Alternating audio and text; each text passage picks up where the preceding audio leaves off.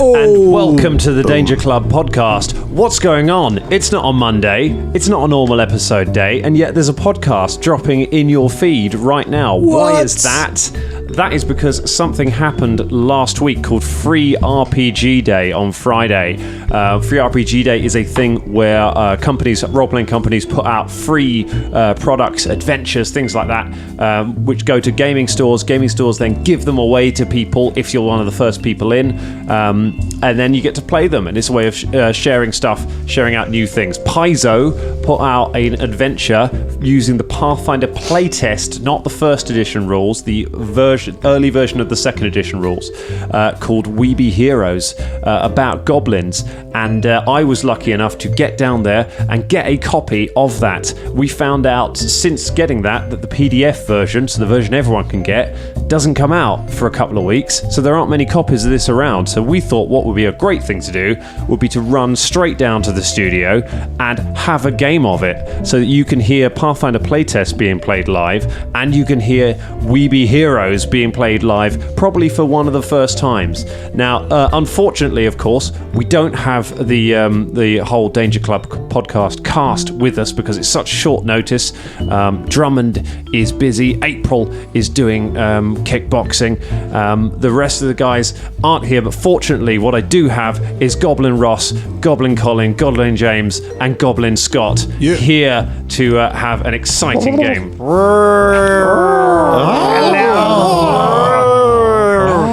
This is going to be chaos.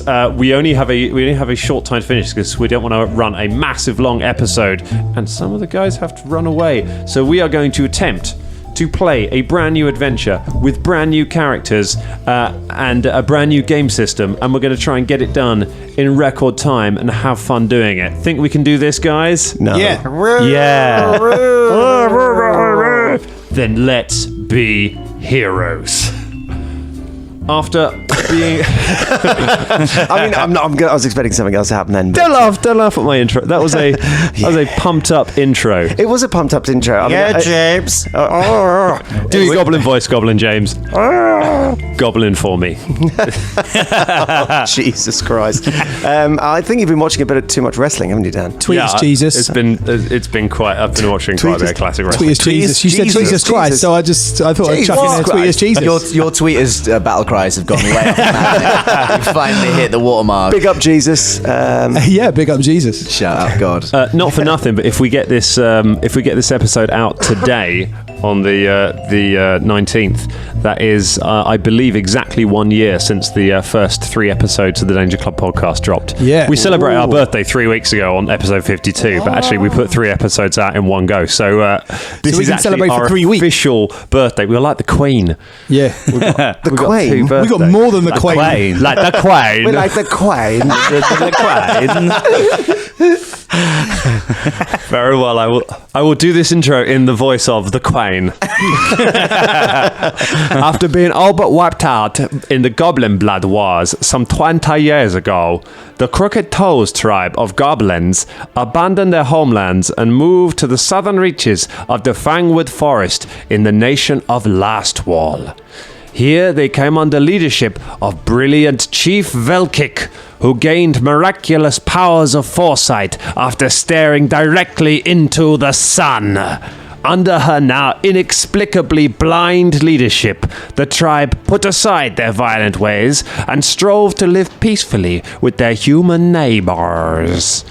But in recent weeks, things have taken a darker turn. Food has become scarce, animals have fled the forest, and a feeling of dread hangs over everything. With the tribe's best hunter missing, Chief Velkick has dispatched you to track him down, bring back food, and become heroes. Our story begins in a dappled forest somewhere in the southern Fangwood. Some cracks of light are coming down between the branches, illuminating the trail, and several of you have been on the road for a little while. There is a rustling in the bushes, and Goblin Ross, you appear through the bushes. Describe your character for us. So, my character is Seathorn. She is a goblin, obviously. She has a lovely face, a goblin face, with a red bow on her head, a little a band to keep it on her head. She has a little sort of leafy tank top that she's wearing, and she's also got kind of like a leafy skirt as well that comes down to her knees, all covered in leaves. And also, can I say... You can set bounding through the bushes behind you is a big, fluffy poodle, white poodle. Nice.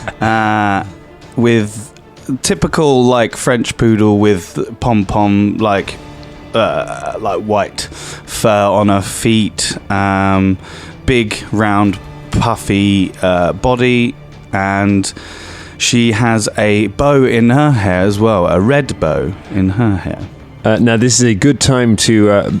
some people will notice these are not your average paizo goblins. Goblins in Pathfinder, some of you will know, they are terrified of three things. They are terrified of writing, because it steals your soul.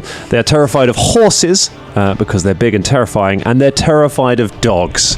However, this dog is part of the team. There's a rustle in the bushes, and a second figure emerges from it. Goblin Colin, who is your character? So my character is called Grenick, and Grenick is one of the oldest, in fact, the second oldest of the whole tribe. He looks like a goblin, but with sort of 5 real big teeth that he uses as kind of a racial trait of his kin, where you can use those teeth to like really gouge people. He's also got a really huge axe, like oversized axe, and a big helmet which is the shape of a rabbit. It's like an oversized rabbit's head almost on top of his head, and a big kind of tunic on. Yeah, he looks pretty cool.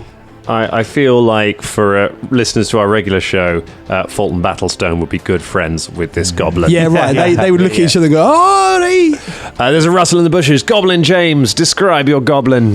Well, a goblin steps out into the sunlight, and rather strangely for a goblin, he's dressed in a battered tuxedo, a dinner jacket for everyone concerned, and his name is Pizzazz, and by all accounts, he has a lovely, lovely singing voice. Only goblins don't like singing at all.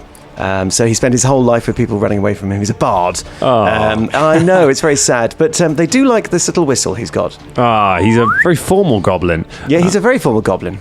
This is a good time to point out to all you goblin players that you have a song on your character sheet for your goblin. At any point, once during this adventure, if you sing this song beautifully, I'm going to let you re-roll any roll, or you can make me re-roll something that I have just rolled. For the sake of this, there's a rustle in the bushes, and a final goblin enters the trail. Goblin Scott, who has walked onto the trail? This goblin is called Crimsy, and she's got a crossbow, and she's called that crossbow Shooty. Crimsy is a scout and a tinkerer, and has got into trouble around the goblin village for making highly dangerous contraptions and things, including one time where she tried to make a trebuchet and then tried to launch 2 goblins out of it. She's got a little pointy hat and Shooty. When she sees Mitzi, the poodle, she gives it a little pet because she's the only one in the tribe not scared of the dog. She's a good scout and a tinkerer, and apparently friend of dogs. Friend of dogs. Friend of dogs. All right, so you step out onto the path. As you do, the words of Chief Velkic ring in your mind from when you were sent out this morning. Yeah, I only hope. Our tribe very hungry. Chief Scout Grim-Eye supposed to bring back food, but now he missing. He say he see tracks of food animal, maybe pig, wandering in woods near here. You go, find pig, and maybe Grim-Eye too. Remember. We trying to be nice now, so be nice to any longshanks you see.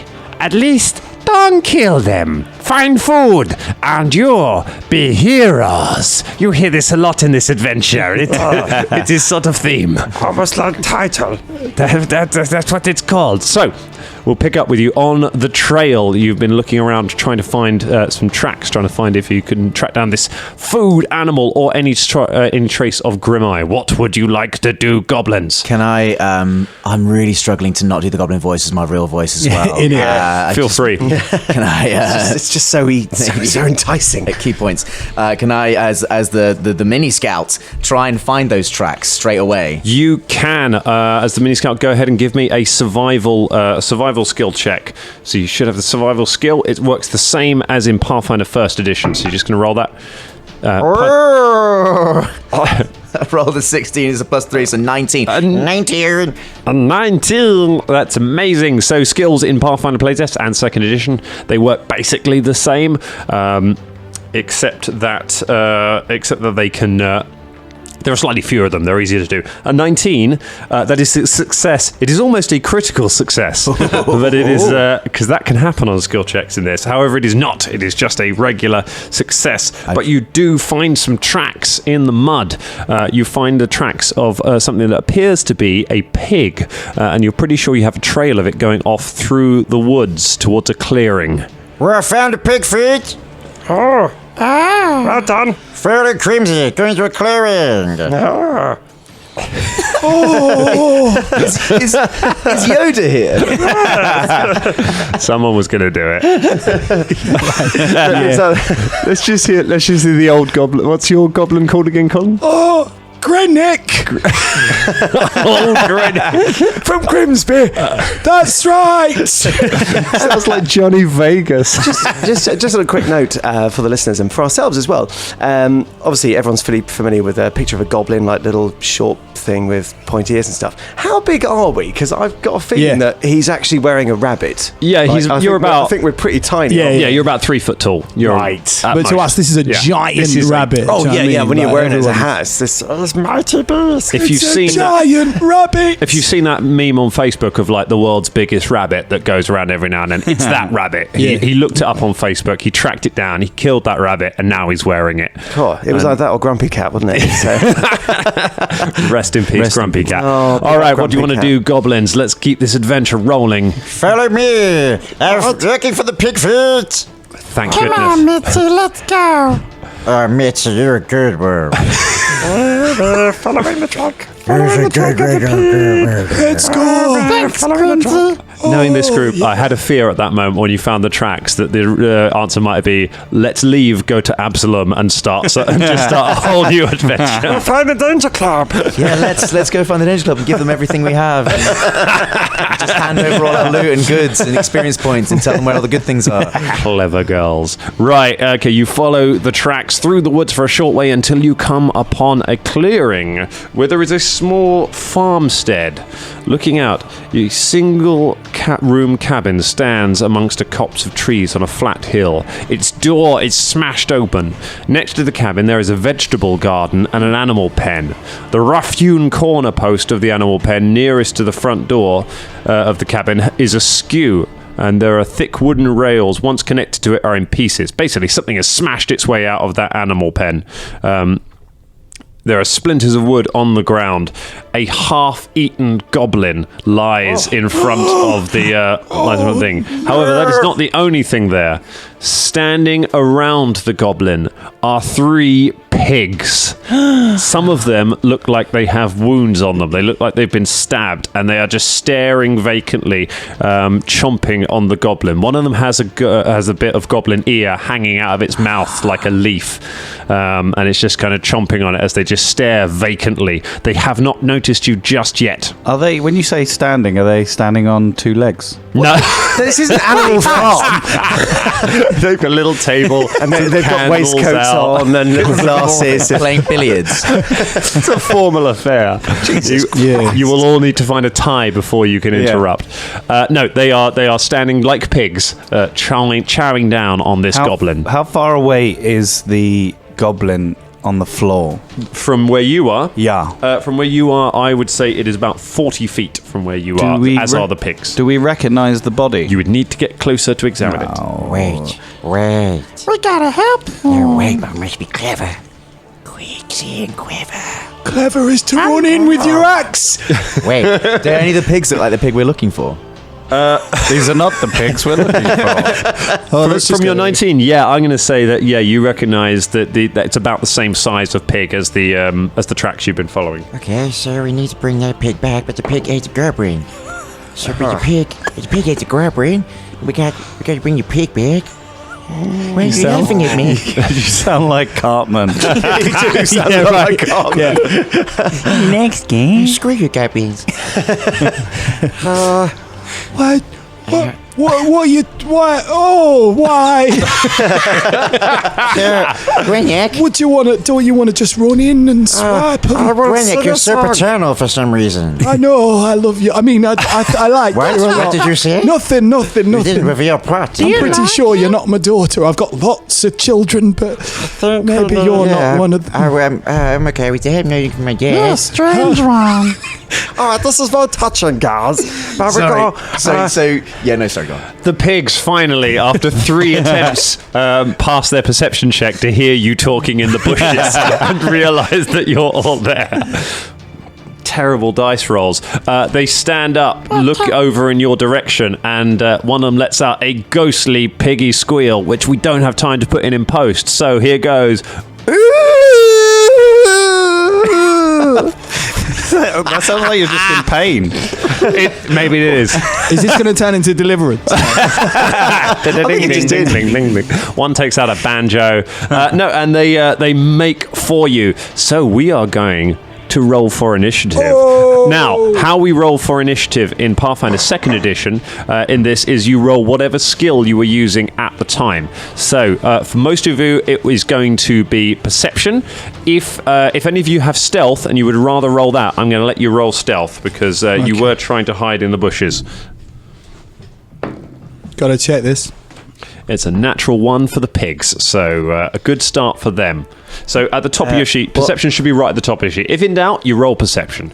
If you can give me a convincing argument why you could use another skill, then you can roll. I was about to sing a song. Actually, You're about to sing a song, you can do that in your turn. So I don't think it's performance. No, you would use performance, say, if you were performing as I think has happened recently in the Main Danger Club podcast. If you've been performing at, say, a high society under the sea themed dance party and suddenly something went awry, you could use your performance roll because you're performing as you're doing it. So it's whatever skill you're employing at that time. But the default is perception. So give me some numbers. Let's start with Goblin Scott. 18. An 18 for Goblin Scott, coming in very high there. James. I'm presuming if you don't have perception, that's not a skill that we are skilled in. If you don't have, it should be right at the top of your sheet. Everyone should have perception. Yes. I'd like to use stealth if possible. Yep, go for it. 20. 20. Nice. Ironically, you failed to perceive your perception. Yes, I did. I did. Colin. 6. A 6. On perception. And Ross. 10. Does Mitzi just go on my go? Mitzi goes on your go, yes. You all go before the pigs. Right. Oh, wow. So we are going to be starting with James because they've not noticed him. So you're Pizzazz, you are going to go first. Now, this is Pathfinder Playtest, so there's no such thing as standard actions, move actions, swift actions, all this stuff. You have 3 actions. You can do 3 things in your turn. Anything that you think might be a thing is a thing, basically. So tell me what you would like to do, and I'll tell you what if it's an action. Right, first off, he's going to take a big, deep breath and sing a song to inspire courage. Inspire courage. So that is 1 action. I'm so tired of eating figs. It's time for us to kill some pigs. That's now this will. They've been eating figs this whole time, haven't they? So much fiber. So empty. Ask of a goblin. All right. So now this will inspire all of you. So you get +1 conditional bonus on attack rolls, damage rolls, and saves against fear. And you can see at the top. Obviously, everyone at home won't be able to see this, but I'll try and put up some pictures. You can see a little icon there at the top of your Inspire Courage, where next to casting, it's got a little symbol there. That means it's one action. So you use one action, you start singing. Everyone around you gets +1 to attack, damage, and saves versus fear. So that's your first action. You now have 2 more actions. And I can cast another cantrip, can't I?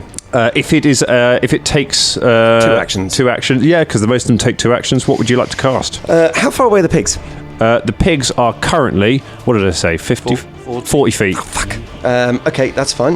In that case, I'm going to launch a crossbow bolt upon them. Okay, so you fire a crossbow bolt, make an attack with your crossbow.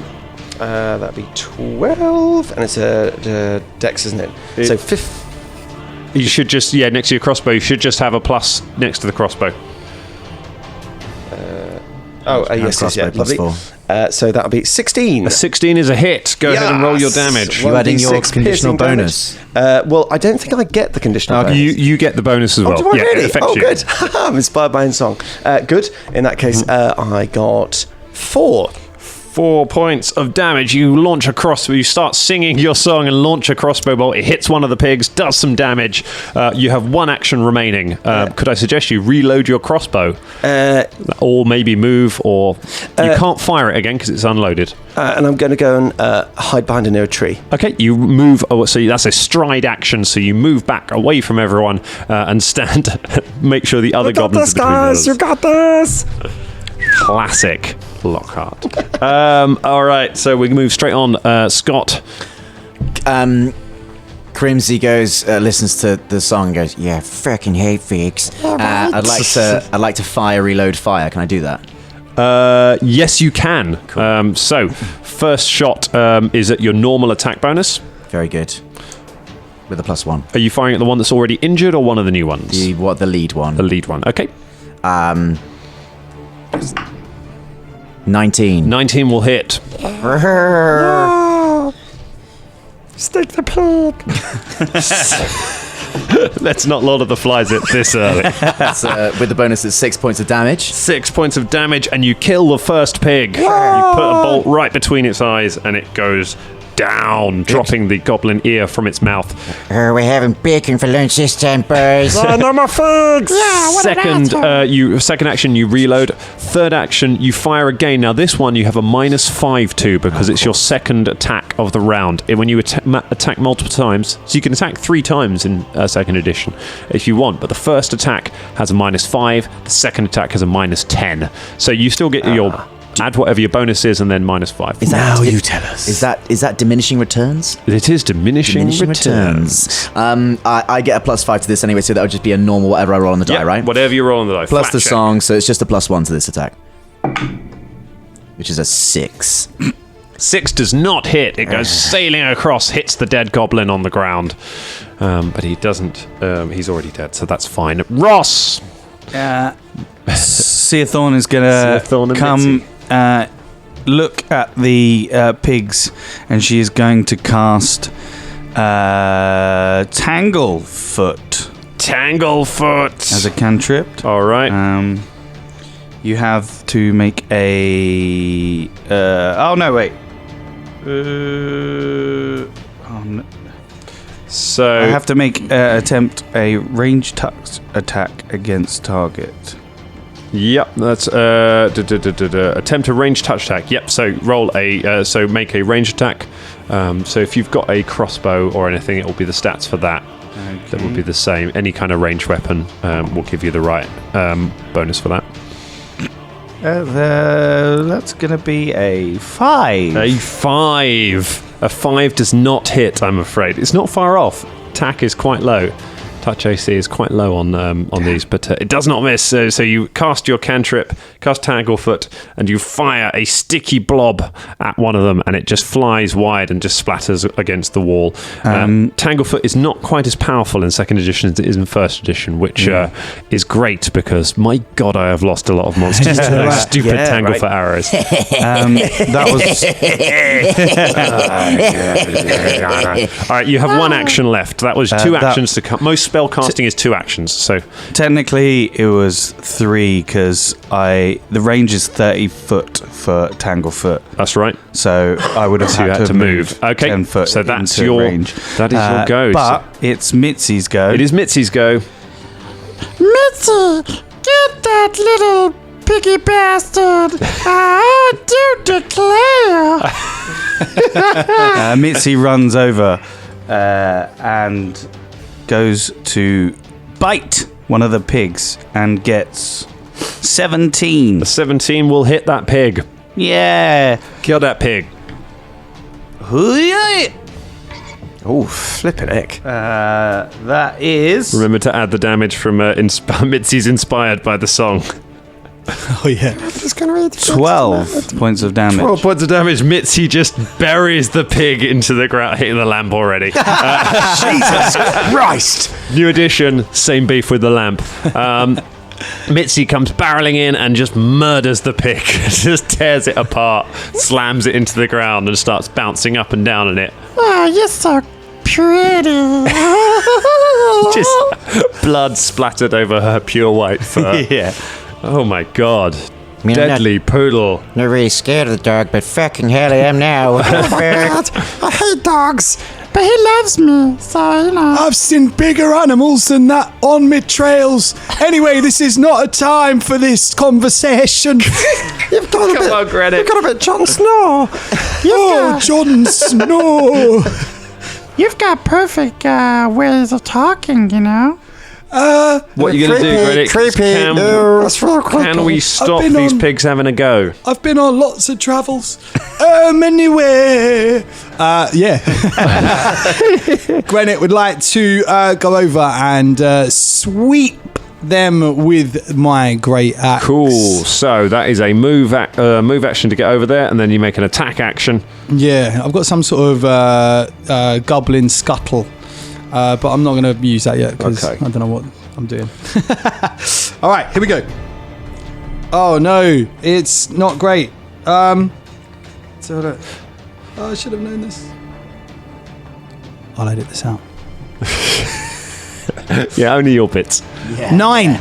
9, no good. So you come running, you run up to it, you swing your massive axe. So your goblin scuttle, that works. If somebody moves up next to you, Okay. you get an immediate free 5-foot step, so you can move forwards. Great, okay. One thing to bear in mind in this, like we've talked about in some other stuff, attack of opportunity is really rare in 2nd edition. So Okay. don't worry too much about people just hitting you if you happen to move near them. Okay. It doesn't happen as much in this. It's more specialised. So you've got 1 action left. So you've moved, you've attacked. You could try and attack again with a penalty.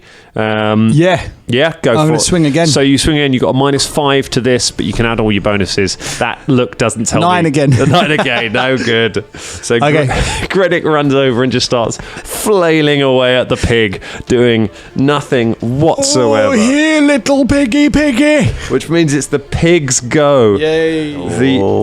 The pig is going to first of all he's going to attack Greenwich. Great.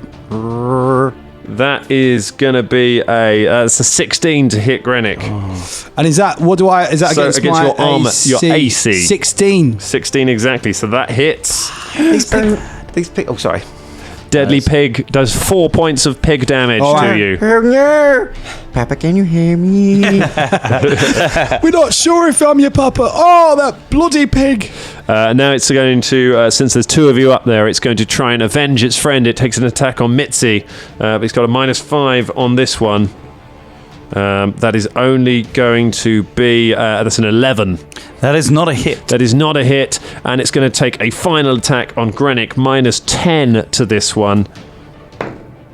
Not even close. That's it takes an attack. So you can see 3 attacks at level 1 is pretty cool, but you don't stand a lot of, you can often, you're encouraged to try other stuff because those later attacks may not work. So top of the round again, we're going back to Pizzazz, who is hiding in the bushes singing a Standing song. behind a tree. I'm going to sing another song. You sing another song? That's one is action? Yep. Sorry, guys, I know it's big, but it's time to go and sting that pig. And so you'll get a +1. Very and nice. he's going to is there a penalty for shooting into melee combat? There is not. Oh, splendid. Well, I'll take a shot with my crossbow then. Stuff like that keeps things moving. Nope. Generally. That's a 9. A 9, that will not. Oh, no, sorry, do a it. 10. A 10, no. No. All right, then. Oh, no, I was going to do something else. That's fine. In that case, I would also like to try... Now, hopefully I can do this. It was a lingering composition. Right, lingering competition. I was lingering competition. Lingering competition. We're running one of those next week, by the way. So lingering composition is a free action. That's what the little thing there means. But it uses a spell point. So on the front of your thing, you'll see on the main front of your character sheet, you will see something called hero point. I think it's like HP, SP, and RP or something like that. Yeah. So you have spell points. So when you spend a spell point, you can use lingering composition. Go ahead and make a perform check. DC is 13. Very good. Whoops. If you make this, Oh, yeah, smashed it. 19 plus my performance, I presume, so that's 25. 25. That is a critical success. Yes! That means that your inspired competence, your inspired courage, now lasts for 3 rounds. So Yes. you don't have to cast it again for the next 3 rounds. It's just going to keep. Everyone is so inspired by your amazing song. Such a good song. It's such a good song. So good. Thank you. What do you want to do? Not you, it's my song. We're going to say you have to reload your crossbow with the last one because you didn't reload it last round. So Oh, no, I did. you moved and hid behind a tree. You You sang, fire, and moved. So that second action will be reload. Third action will be firing. So that is your turn. Right, Scott. I would like Crimsy. Crimsy. I would like to reload. So I get 1 shot this round. Sounds good. I sight that pig down who's attacking Grenick, and I go, Oh no, you didn't, Piggy. No, you're gonna have some woes, because this goblin has got daddy issues. I think you got that issues. Adding some layers there. Yeah. it's, oh yeah, fucking hell. I'm still inspired on as well. You so, are still inspired. It's like a 24 to hit. A 24. That is a critical hit. In second edition, a natural 20 is a critical hit, but also getting 10 over the number you need is also a critical hit. However, getting 10 under is a critical failure, as it's a 1. Now, there is no rolling to confirm in second edition, so you simply double your damage dice and then double anything that's on it. Thank So, the Lord. so your damage is what, D8? With a heavy crossbow. Oh, is it a heavy crossbow? It's a D10. It's a D10, so go ahead and roll 2D10. 2D10 of damage. Level 1 goblin, everyone.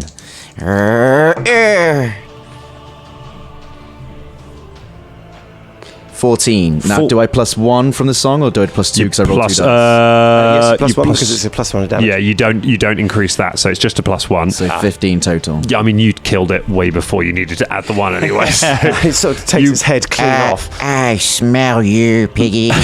I smell you. The pig rears up and you just blast it like a shotgun in the chest with a crossbow bolt, and it flies backwards squealing and lands in a heap. That is the good news. The bad news is that a heavy crossbow takes 2 actions to reload, so we'll remember that in the future. I cheated. But that's fine. I didn't realise it was a heavy crossbow. Just at this juncture, I'd shoot, like to say it's lovely. thank you so much, Paizo, for relooking at the critical rules. I know that D&D did that as well in 5th edition, but the number of crits we've lost playing 3.5 and Pathfinder, where you've got to roll to confirm, and you never do. Yep. Never Yeah. do. So thank you so much. Thank you. I was dubious about this whole adding 10, taking away 10 thing for critical systems. I thought it would just be added numbers, but actually it just means more crits and more fumbles, which is more fun. Yeah, right. Yeah, exactly. And you have more hit points in this game, which allows to account for that. So you can just get to cheer more often, which is great. So you kill all 3 of the pigs. They lie dead on the floor, and you can you are now free to explore the farmhouse and the surroundings. Crimsy runs over to Grenick and goes, Granick, are you okay? Not that I care, but just checking if you're okay. Grenick just goes, I'm fine, and then swings his axe into one of the dead pigs. All right. And then the other dead pig, just the 2 of them, not all 3. You gotta Yeah, do I'm this fine. Yeah, you gotta- Oh, you dead pigs. See you. How bad were you hurt? Oh, hurt a little bit. See, my talkie does get a bit funny sometimes. I think you're having a stroke or something. no, I will cast. no. Now, I presume if you're casting a spell, it uses a spell point. No, it just uses if it's one of your level 1 spells. So if you're listed in your level 1 spells, then you only get one of those a day. If it's a cantrip, you can keep casting it. So if you have a look on your you use one of the level 1 spells a day. That's right, yeah. Oh. Well, hang on. You've got occult spells known 2 a day, so you can do any of those. So yes, you could cast Soothe twice a day if you wanted. You could, because you're a spontaneous caster, so you just pick them. So you've got 2 level 1 spells. It was Soothe I was having a look at. How injured are you on a scale of 1 to maximum hit points? Oh, I mean, you know. I'm fine for you to tell people for the sake of this game. How bad you hurt, man? Can I? Because I wrote down. Did I get a 4 damage on that last roll? Can you remember? Did you take 4 damage? I Yeah. believe you. Or did I take 6? I believe you took 6 points. Yeah, that's of right. damage. Because I wrote 14 and then I crossed it out and put 16. Ah. I think I got confused by the 4. It's early, Dangerlings. So I'm down to 14 from 20. So good numbers. That's not good. All right, I'll cast this. I cast Soothe, which allows me to 1d6 plus my spellcasting ability modifier, which is quite a bit.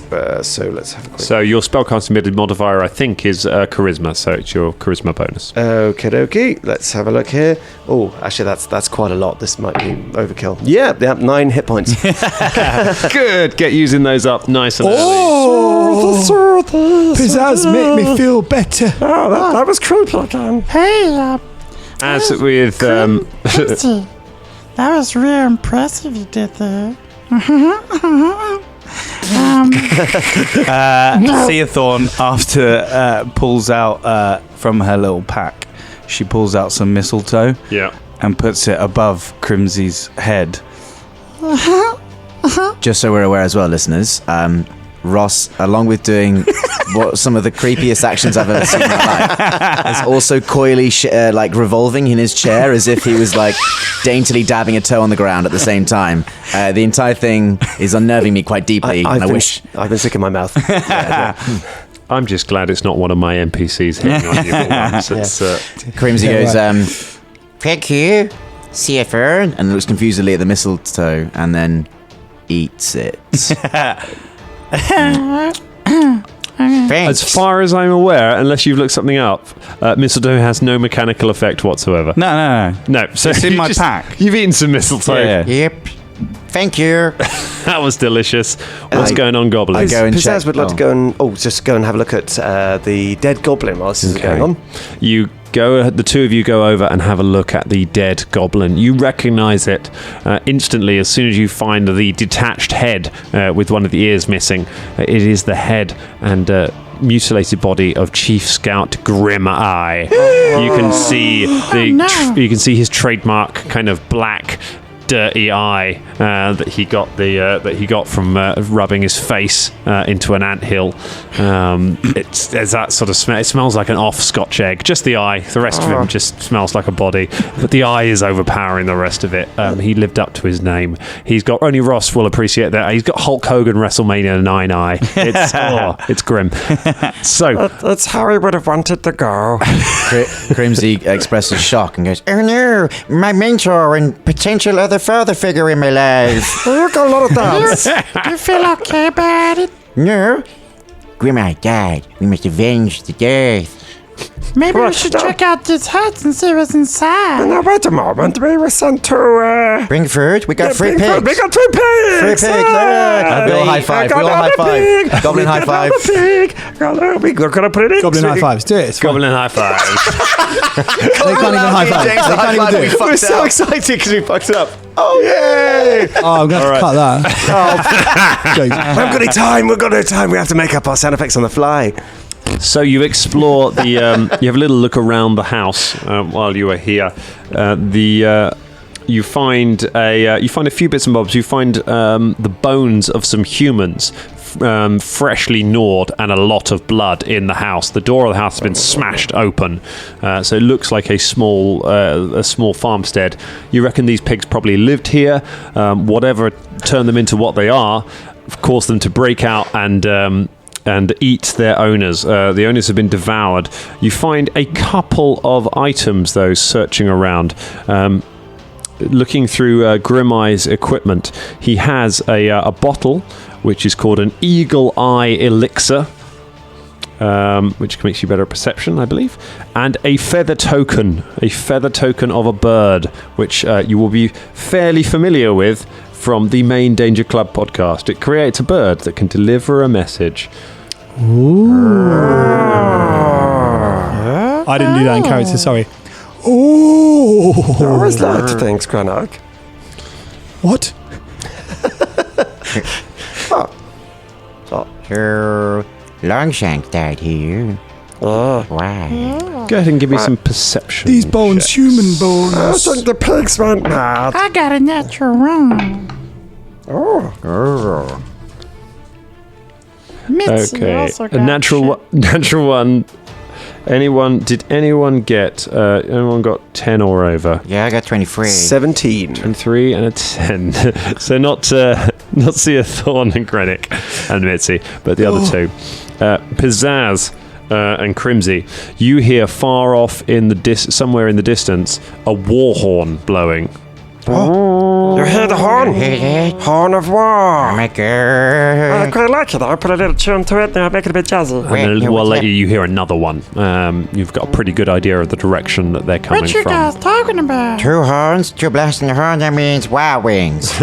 Wow, wait. Yeah, wild wings. Wild wings. Wow, Yeah, you wings. know they're like wings, but they're covered in a wild sauce. Wow, wings. Wild wings. Wow, wings. Wild wings.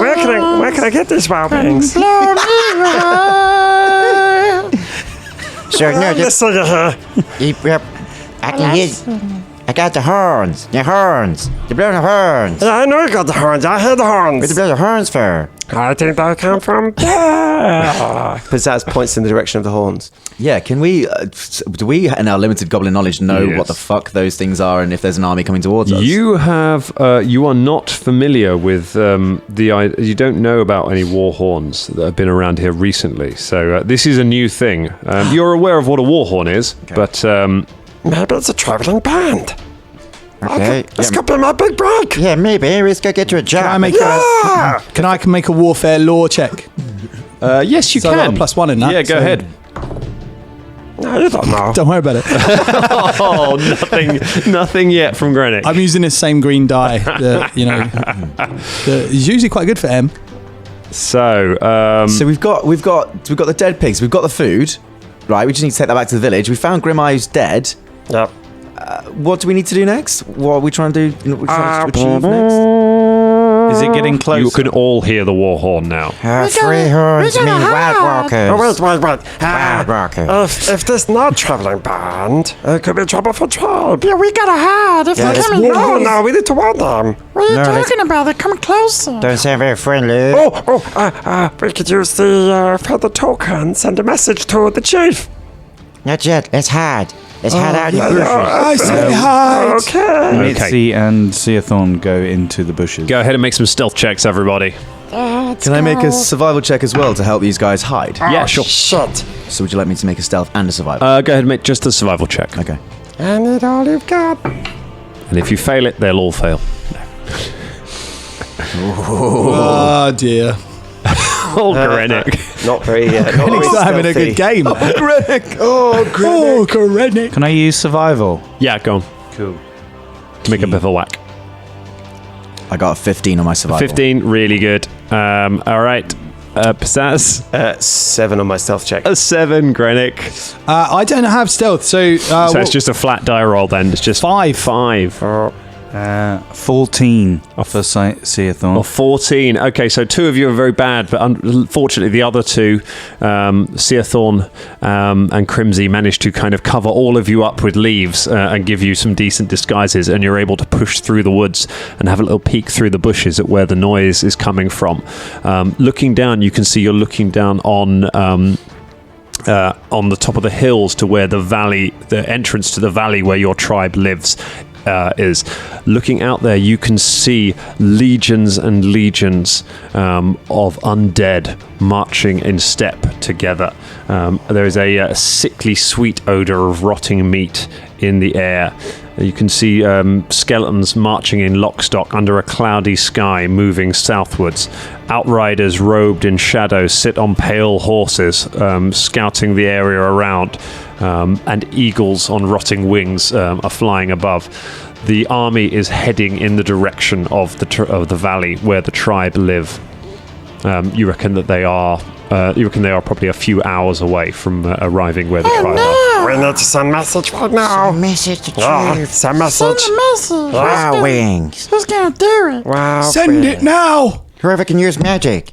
I can. Well, Okay. Oh, you can. Where are you from, sister? You're so mysterious. I'm from the village that we're from. Different part But of from the village. the south. Different part of the Yeah. village. yeah, this has part of the village. No one goes there. Yeah, that always sounds different. Yeah, You're from the northern part, aren't you, Granny? I've been on many trails. That's one thing. Send a message, Pizzazz. Do it. I will. Do it now. So I'd like to. Is it? I could just use the talisman. You can go ahead and straight away use it. I would like to send a message in the form of a sort of lilting ballad to the village to warn them of the impending doom which is bearing down upon them and tell them to get out of the way, get out of the valley. All right, send the message. What would the rest of you like to do now that you've sent the message? Do you want to try and get back to the tribe, or We gotta get back to the tribe. What about the pigs? you can Fuck take the pigs. No, don't. Okay. What? No. No, I mean- I'm not eating fucked pig. Our friends are gonna It's delicacy in die. our clan. I don't care. Mitzi the wolf is gonna help me. Actually, that's not true. I did fucked pig. Realistically, can 4 goblins pull 3 pigs? No, we just take one. Okay. I don't know why I did that. Are we? So sorry. Where's the army in relation to Wells in the Valley again? So you reckon it's got a couple of hours before it arrives on top of the village, which means it's probably got about 1 hour before it marches through the area where you are. It is heading in your direction, but you've Okay. got a little while off, yet. And if we drag the pig, it would because it took us about was it half an hour to get to where we are here? Yeah, about between all of you, you could carry one of the pigs without taking too much. Can we? I mean, do we need to take the whole pig? Can we just take the No, No, no. we take the full pig and not Take back the pig. full pig. Sir, help me. I mean, I said that out of character, but Why Yeah, don't we- no, I'm answering in character. we take the whole pig. Right Take the on. whole pig. Back to the valley, we take the whole fucking pig. Back to the valley, we take the whole pig. Back to the valley, and then we all gonna die to zombies. Wow wings. Let's go! You hoist don't we one of the undead pigs up onto your shoulders and carry it back to the village. Soon, you move as quickly as you can. Now all of you can hear the war horns in the distance, and you arrive back at your tiny little village in a little clearing. There are several goblins now have come out of their houses and are looking out, and every now and then you see one of the eagles, the undead eagles, flying high above, and the goblins scatter back into their houses. You approach. Chief Velkic comes hobbling out with her little stick and a shroud across her eyes as you approach. You have returned. Yeah, we got the pig. Yeah, we got some We got to go. pigs. We've got to move the tribe. We've I got to got go. your message. The army of the dead. Yes. Yeah. We see the dead eagles coming, and we see that you bring pig. Yeah, I mean, it might be undead pig. I think I heard DM say this. Undead meat is no good for eating. Don't eat the meat. Will make sick. We must leave valley. Yes. Yes. But Goblin only have small legs. Will never make it out ahead of army. But there is one chance. We have heard from flying creatures that come by that on other side of Great Hill, she points up at a mountain that overshadows the village. On other side of Great Hill, there is group of Longshanks, men in shiny armor, on valley on other side. They trapped by army and soon be overrun by it. They think that they make last stand there. They think there's no way out of valley. But there is. We know of secret way under mountain. If you can find Longshanks and bring them back here, maybe they be able to take us to safety.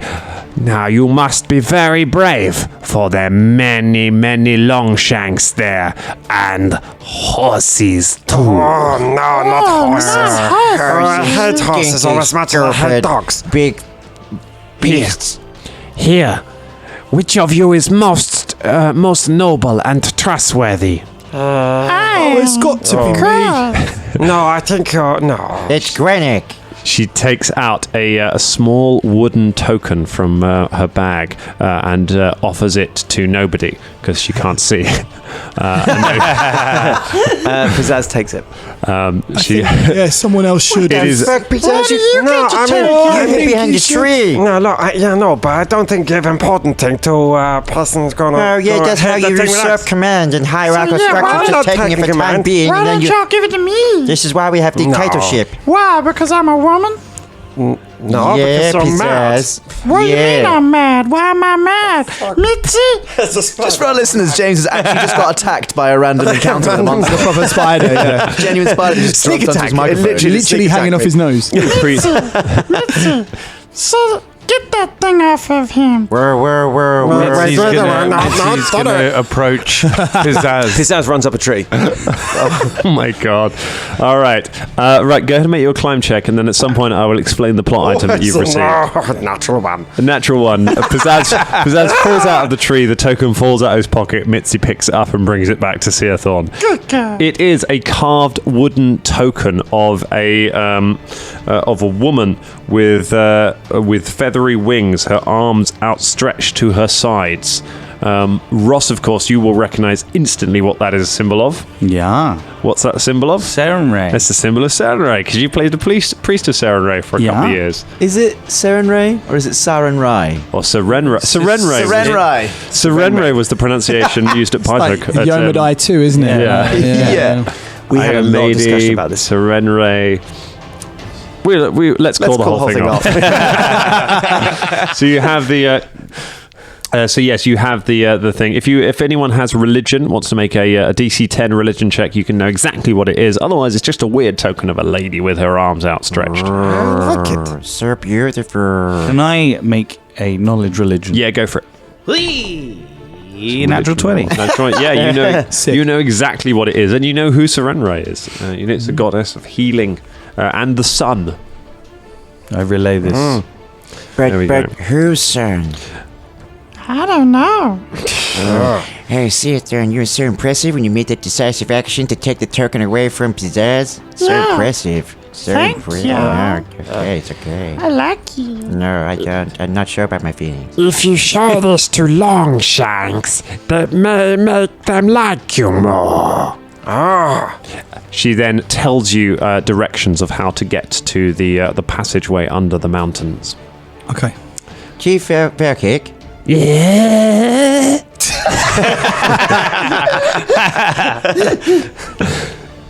undead, the rotting, how they blow horn?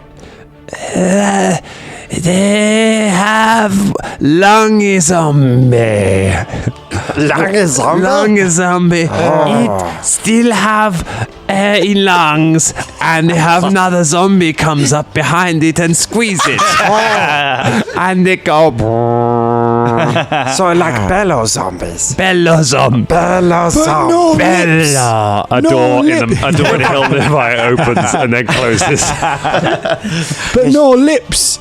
No lips. There's a panic goes up among the village. No lips. Chief Fairkick, you're so wise and so gross. Listen, fellas, we're gonna the Longshanks. They don't really like us, do they? So we gotta play real cool. Yes, disguise ourselves. Real cool. Well, no, I think we need to get there first. Maybe Okay. we got a long journey. all stand on each other's shoulders and like wear a big coat or something. Now just think we're one big orc, because I see our face. Yeah, I mean, we got little pointy faces. No, our head is even more. If there's one thing I've learned from all my travels, it's be yourself. Right. You're right, Dad. I mean, Drenick. That's real cool. So this tribe will not be broken. We need to go and give this token. Come on, let's go. I'm at the song again. Do we get You really inspiration from just that? like into the corner of your hand there. That was real. So be more confident with your songs, Pizzazz. No, I mean, They're fine. I'm still kind of like sore from falling out that tree. Was that like in a minor key? It's all kind of it's a Yeah. bit dark at the moment. Well, bit he's not so Morrissey. sure. He's not so sure it's gonna work. All right, so you You leave the tribe behind and make your way through the forest towards the mountain, towards the place you found. You find yourself soon.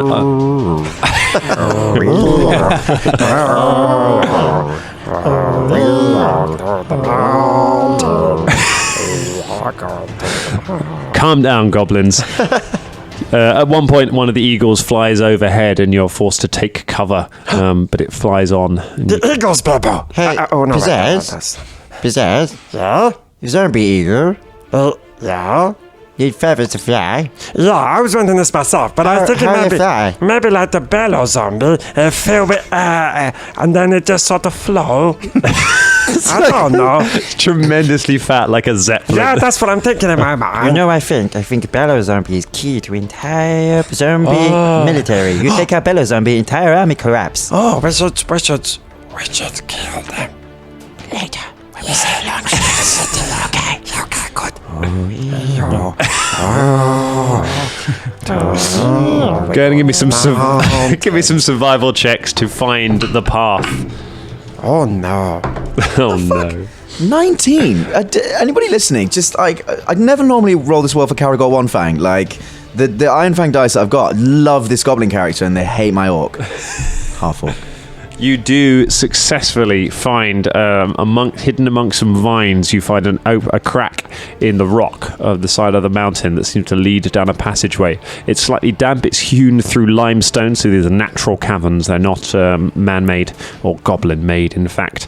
And it is very dark in there, but it's fine because you've all got dark vision because you're goblins, so you don't need a torch or anything. It's a little bit damp. There's a bit of water trickling down the side, and you can see a dark passageway stretching away ahead of you into the darkness. Oh, behind these vines, sort of reminds me of some mines.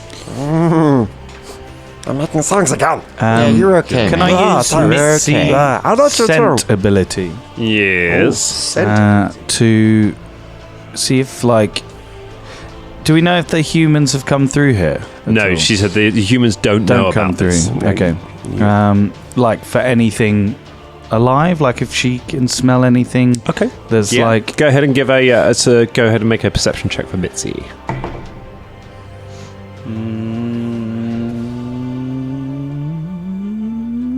20. A 20, Mitzi walks forward a few steps, falls down a pit, and so a few steps, peers into the darkness, sniffs a little bit, and then starts barking. That you can see ahead of you, the passageway splits in two and goes off. It seems to be going around a large pillar, so you reckon it's one cavern, but the passage, there's a big pillar in the middle that's kind of going around and rejoining on the other side. But Mitzi is barking at, it goes a little way down one of the passageways and then it keeps barking up at the ceiling, as if she can smell something a little further down the passageway. What is it, Mitzi? Oh, my wolf has smelled something. I say barking, yipping. Yeah. I mean, I like how none of you have said anything I'm about pretty me sure it's a calling out a dog. wolf as well. yeah, well, that's I was the first just time you about called to. it I a was wolf. I did it earlier as well. half a second in front of me just then. I was about to say. Yeah, I mean, it's dog. No, it's a wolf. It's clearly a wolf. I Pretty sure sort it's a dog. of creep up to Crimsy. Hey, Crimsy. It's not a wolf, you know. Crimsy looks very carefully at Mitzi, the dog, looks back at Pizzazz and Grenek, and then looks at Seathorn and goes, It's a wolf. Quite clearly. Right, guys? I've seen wolves. It's a fucking wolf. I mean, I've killed I heard a wolves. wolf once howling on a lonely hillside at night. How you know it was howling and not just bellow zombie, huh? Well, no, I'm pretty sure it was a... That sounded like intake of breath for bellow zombie. Oh, it's true. Maybe a Besides, bellow he's right. zombie. Ooh, So, there's something down there. Something up on the ceiling is probably gonna hurt us. Something up on the ceiling is down there? Yeah. Where's them the sirens? Mitzi's sensing something. Wow wings.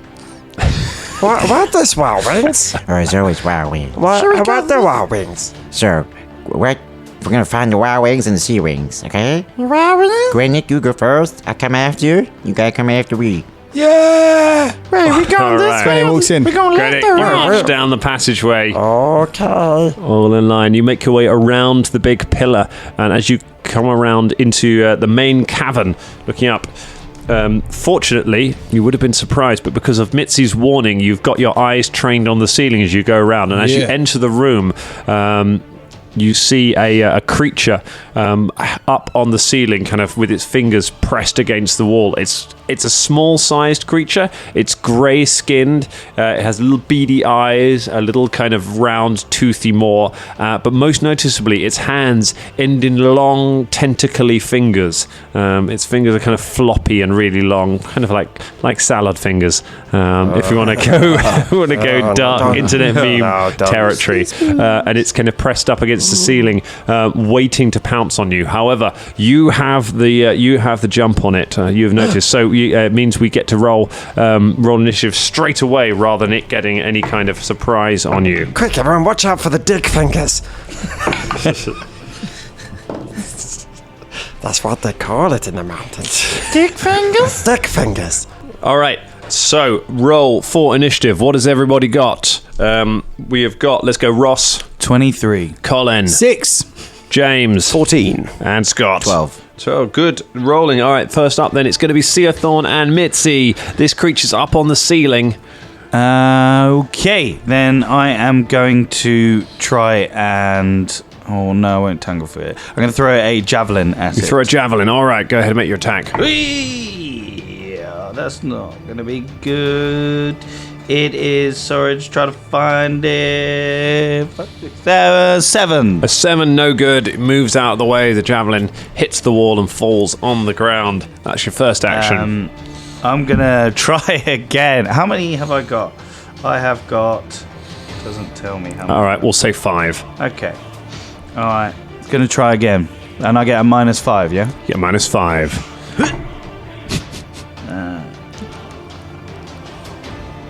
I have a feeling it's going to be a miss.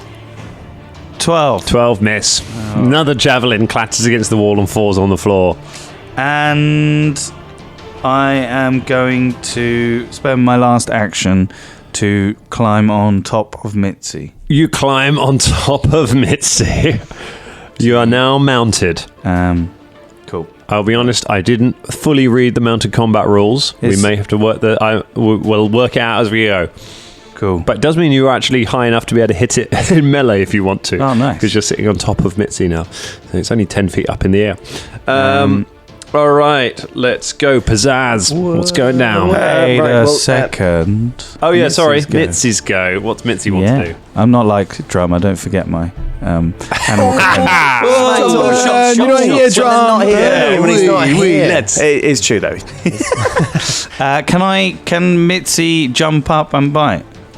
Mitzi, if Mitzi can pass an athletics check, I will let her leap up high enough to make an attack. All right. But I'm going to give her a -2 on the attack because it should be flying through the air. Okay. You're on the back of it. Yeah, it doesn't matter. Hey! 8. 8, no good. Mitzi just kind of hops up and down like a poodle would, just kind of bouncing up and down with you on her back. She's just gonna run around in a circle like a dog does when they see like something above them, and then you just go. Mitzi pulling her weight. Pizzazz. How far away is the creature? It's 10 feet up in the air, and it's from where you are in roll initiative, it's about 20 feet. Okay, so 30 feet total. 30 feet. Very good. Well, I'm going to sing a song. Okay. I'm sure the doubt about your lungus, but here's a song to help you fight dick fingers. And I'm going to sing the song to inspire you all. Okay. Do I have to make... I don't think... No, you don't have to roll for that. No. It's automatic. Everyone gets a +1. If you want to do your extended one, then that requires a check. Not for the moment. Okay. But then I'm going to cast another cantrip I've got, which is telekinetic projectile. And I'm going to hurl a loose, unattended object in range at the target. Okay. So I'm presuming it'll be rocks around here. Yeah, you can hurl a rock. So it'll be bludgeoning damage. So I'm going to make a ranged attack. Come on. No. No good. I rolled a 4, so... A 4 is not going to be enough. No. You throw a rock, but it misses the creature. Uh-oh. Balls. So you got one action left. Oh, no, it's No, that's two actions. 2. There you That's go. me done. That's you done. Crimsy. Crimsy's going to fire. Okay. And then take 2 actions to reload, I guess. All right. Don't forget to get a +1. You always see if it helps. You're probably going to help. It's a total of 23 to hit. 23 will hit. It's not a crit, but it does hit. Fucking yeah, smell you. This ain't no pig. It's a 9 damage. I've just got to say, like, not only are your dice rolling well, but I think you and Ross might have goblin dice, because Ross, your cursed dice are actually rolling really, really well. That's a good hit. Great. Compared to Better than Fulton. yeah, that's true. You blast it with a crossbow bolt right in the chest, and it kind of staggers and goes. Dick finger talk. I'm hot. So weird. Saving so much time in post on this. These great. Yeah, I'm a right. human Sirenscape right now. Good. Yeah, keep them going. All right, it's the creature's go. The creature looks around at all of you, realizes that the main damage has come from Crimsy, but Crimsy's out of range. Yeah, fucking right I am. So it's going to use a move action to climb down a stride action to climb down the wall, so that it can get within range of Crimsy. It has 10 feet of reach, and then it stretches out with its long fingers. Dick fingers. Oh, dick fingers. Stretches out with its my dick fingers at Watch out, Crimsy. Crimsy is coming for you. Dick fingers. Oh That is going to be a 17 to hit. Which is my armor class. And turns out in second edition, if you match the armor class, it's not a hit, it turns out. That's the thing. Nice try. That's a new thing. That's the playtest I'm pretty rules. sure, yeah. That's an errata that was just texted directly to Scott from Paizo. Yeah, you had it. Thanks, in Jason. Thanks, Jason. Thanks, I Jason. appreciate Yeah. Yeah. 3, 5. That is 7 points of bludgeoning damage. Me dick fingers. Plus, because of its strangling fingers, the wibbly fingers wrap around you, Crimsy. You are now gripped by its stretchy fingers. Oh no, it's got within the dicks. Oh no! Beautiful Crimsy. Who else is nearby? It's going to try and attack against Krennic with its final action. It could constrict and do immediate extra damage, but it's going to try and get 2 of you, and it ain't going to do it. It stretches its fingers out to Krennic, but Krennic, you wave your enormous axe away at it and keep its wibbly fingers away from you. And it is now your go, All right. So, Krennic. hit it with the axe. Yeah. Yeah. Oh, I'm gonna get you. Oh no! That's better. So that is because I wasn't gonna do this. That's 24. 24 hits, not a crit, but it does hit. Not a crit, eh? All right. So the damage on that is 1d12 plus 4. I thought it was a d6. Anyway. 1d12 plus 4. That's insane damage. Yeah. That could well That's like kill it. Fulton damage. Oh, this is gonna be. He's got a great ability that I didn't use, so I was like, I'll use the next one. He's not going to survive this here, is he? 13. He doesn't survive this here. So What was it? A choker has an ability called Yank. We've already called it dick fingers. It's already gagging my character. It's gagging. Yeah. Oh my god. So- Let's not add to the. What it could have done on that, which I should have done, but I was going to save it to use a bit later on. There's a big shocker. If it takes a hit. If it takes a hit while it is grappling someone with its stretchy fingers, it can make a free action.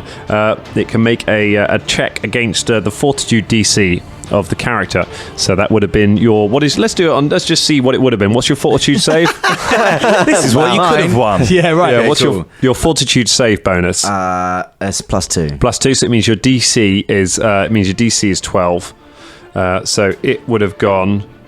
It would have made it, which would have meant that you were pulled in the path of the blow, and the attack would have hit you instead. Oh no! That's cool. Imagine that. So just we're clear, can we also play our maybes and could have beens when we roll like maybe critical hits, like just to see how much damage we would have got? That's what we would. I just wanted. That's just a great ability, isn't it? Choker. Crazy. That's one of the nice things in second edition. Most monsters have one like weird ability that nothing else has. It's not. There's much less. First edition monsters tend to be quite standard in what they do, and this one they've just been like, nah, just give them weird stuff. So every monster has something weird that it can throw out. Thank you for telling us that. Because, Yeah, but this choker is... Dick Fingers likes to have a He's called a yank. choker. So the Yankee choker is not going to... Goblins. It sounds like something that cousins would do to each other. Goblins, settle down. It's dead.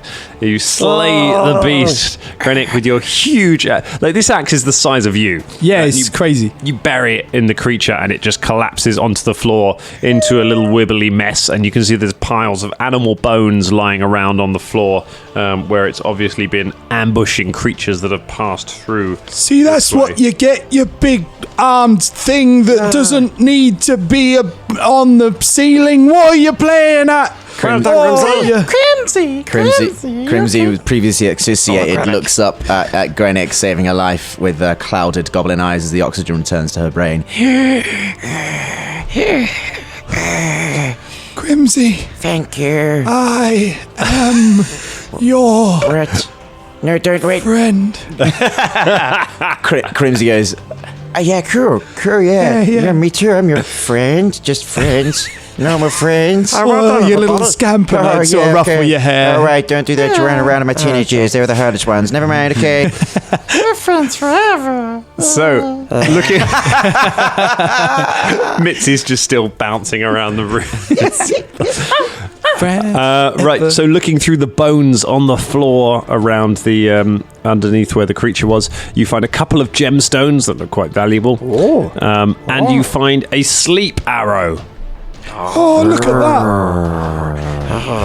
If you None of us can use that. no, if you have a look at your sheets, you'll notice none of you have a bow. However, you that's can a stab shame. somebody with it like that. It can be used as an improvised melee weapon. Cool. Yeah, I should try to do that. Hey guys, have we got any like good berries or like juices or nice things to make me feel better? Cause if it get choked by a choking Yanko again, I'm gonna die.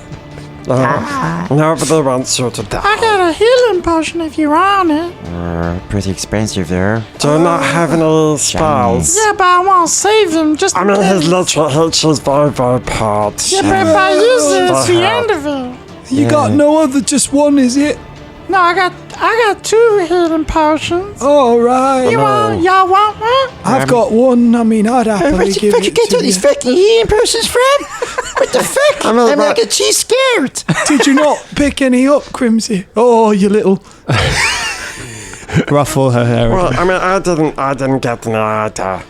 I mean, I don't have any healing potions. They're real expensive. Yeah, but you have behind tree. They sing a nice song, no? Thanks. I'll get my thigh whistle.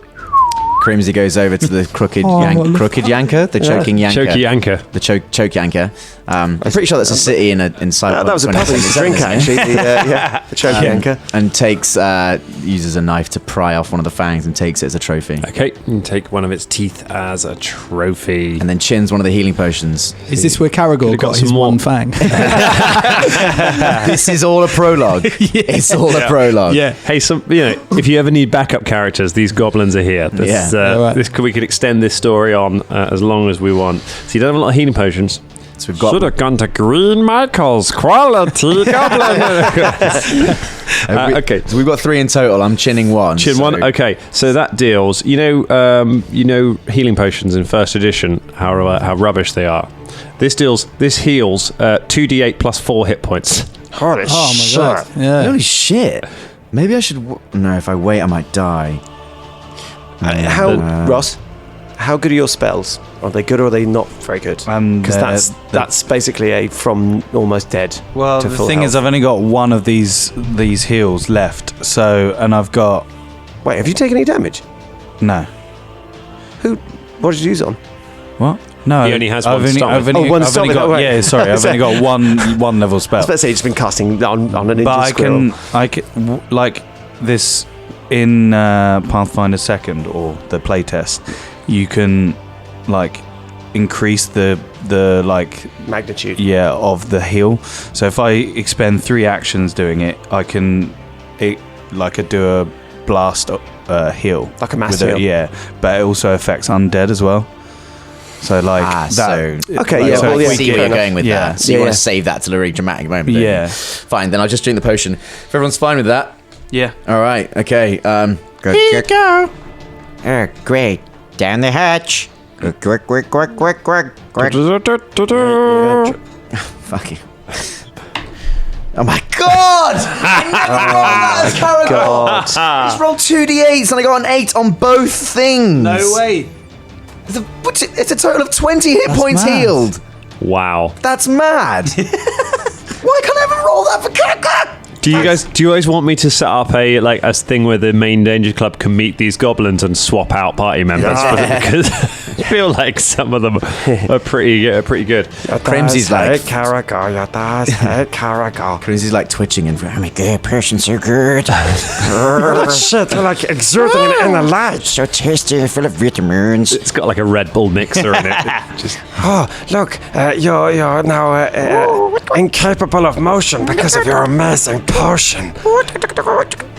so Like you're like phasing in and out. you and your twitchy goblin ranger, Crimsy and Crimsy Pizzazz, Grenick and Seathorn and Mitzi, you make your way down the passageway where you come across the most dangerous thing in the whole lifespan of the Danger Club. Oh, what is it? It's a crossroad. You have 3 options. You can go left, right, or straight on. Let's go left. Can we do the same? Can I do the same thing with Mitzi Yep, in go terms ahead. of smelling? Perception check for Mitzi. Can I also make a survival check to ascertain which way the humans which one leads to humans? You can see, make a survival check to see if there's any tracks. Yeah. Is the scent ability? It says here. What, scent and scentability? I don't know if you want to pause it. No, go ahead. It says this special quality allows a creature to detect approaching enemies, sniff out hidden foes, and track by sense of smell. Creatures with the scent ability can identify familiar odors, just as humans do familiar sights. But that doesn't say I have to roll anything. Okay, so it I don't mind. okay, It's up to no. It goes. Okay, Mitzi walks around to the different entrances and sniffs at each of them. It does say it says a creature with the scent ability can follow tracks by smell, making a wisdom or survival check to follow or to find or follow a track. Okay, Surely there's limited information as to what Mitzi can. Mitzi can't say. talk. Yeah, she can't talk, and you can't communicate. Well, with here's her. what Mitzi does from going and sniffing all of the different passageways. Okay. Mitzi goes to the left, has a sniff, and growls at it. Mitzi goes to the one directly ahead, has a sniffed, whines, and sort of backs away from it and starts gagging and coughing. And then Mitzi goes to the one on the right, has a sniff, looks a little puzzled, and then comes back to you. I think we should go right. Based on those 3, I got a survival roll of 14. Does that help narrow it down further to what Mitzi was saying? You find humanoid footprints coming from the entrance that you went in. You came in through, and going down the passageway to the right. But they don't come. And they do come back out, and then they go to the passageway to the left. So something came in, went to the right. And then at some point came back and went down to the left. And the passageway to the right of the one was Mitzi that wasn't abhorrent. I was kind of just confused. Yeah, the right one was. The right was left was a growl. Straight ahead was gagging and retching. Right was a. Okay, I think You're such a good wolf. I think Longshanks went to the right. Well, Stuck. yeah, well. I don't mind. She's been very useful. Even though I still remember Pig. Oh, what she did to the pig was. If you want to split hairs, technically your songs aren't songs, they're just very short poems. Well, we don't really have time in the middle of combat to sing a whole song. I mean, if you want, I can Let's go sing. to the all right. the actions now, I can sing anything I like. Originally I said left. Sorry, I didn't mean to talk over you. No, I was singing. I know, sing again. No, well, no, that's my singing. You like whistle. Let's Oh, I love that. I know. That's my note. Let's go to the right. My heart beats on the wrong side of my chest. We're not even arguing about which way to go. We're just arguing. Right, you're going right. Okay, you make your way down the passageway to the right. God, that's the quickest we've ever made that decision in this show. That's never happening again. You head down the passageway to the right, and you come across a wooden door. So the passageway kind of narrows down, and there's a wooden door frame that's been built into it, blocking it. And there's a wooden door with sort of gaps between the various slats in it, so you can kind of peek through if you want to. But the door is closed. What would you like to do? There's a slight glow actually coming from between the slats. It looks like there's a light in there. A little peek through the slats. Okay, you have a little peek through the slats. It looks like kind of a bedroom, but sort of like a sort of a Skyrim bandits lair kind of bedroom. Oh. So it's I've never played Skyrim. oh well. So Yeah, burn. Best reaction to somebody not playing Skyrim I've ever heard. I've never played Skyrim. Oh well. Probably all the Dangerlings or anyone listening to this will be like, what? I've lost all the respect for you as a person and a human being, frankly. For Right. unsubscribe. Yeah, right. No, so it's a looking through. You can see there's a little cot. There's not like a baby's cot, like a grown person. There are some sort of table and chairs laid out. There is an orb hanging from the ceiling that is glowing, shedding a sort of a candlelight's worth of light in there. Go ahead and make perception checks if you want to see some serious details. There's a bureau in the far side of the room. You can see that. oh dear, no. I got 20. A 20. Yeah, I got 6. Okay. Yeah, I didn't get much at all. So, Seathorn, you can see, looking around, you can see that there is writing all over the walls. Something is painted writing all over the walls. And as you squint at it and have a look, that's enough for a critical success. So you can see that the writing says, "Kill the chicken." It has been written over and over all over the walls of the thing. Sitting on one of the shelves, you can see a tiny creature. It is a little fat gargoyle-like creature with a sort of reptilian face and little flappy and little wings. It is grey. It is holding a pot of paint and a paintbrush, and it is just sort of sitting, staring around. It doesn't sound like it's heard you just yet. Wow. Hey guys, Talk quietly, make sure it can't Kill hear the us. chicken. get your weapons out. He might be dangerous. Yeah, weapons already out. Wait, who wrote to kill the chicken and why? I done this guy, obviously.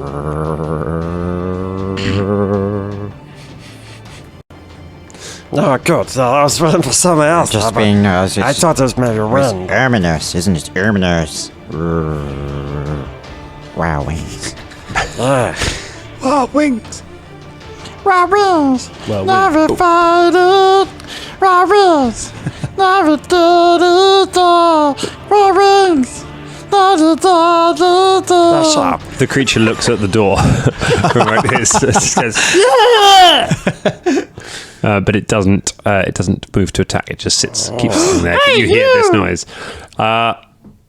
You shout through the door. It goes. What's that? Do you speak Goblinoid? Oh. So the door's open, right? No, the door's closed. Oh, You're just okay. shouting through a closed door. You're just I yelling. open the door. You open the door. It goes. Can I see it? Yeah, you can see it. It's just sitting on the shelf. It's Is it standing up looking now. scared, or- It's standing up and looking at you, uncertain. I mean you no harm. I'm just a little goblin. Do you like my bow? It's nice. Do you like it? You want it? I got It hops down, it leaves the paint and hops down and walks across the floor towards you. I got one in my bag. Hold on. Be careful. Seathorn gets a ribbon out of her bag and Here you go. I don't know if you're going to sucker punch this creature or not.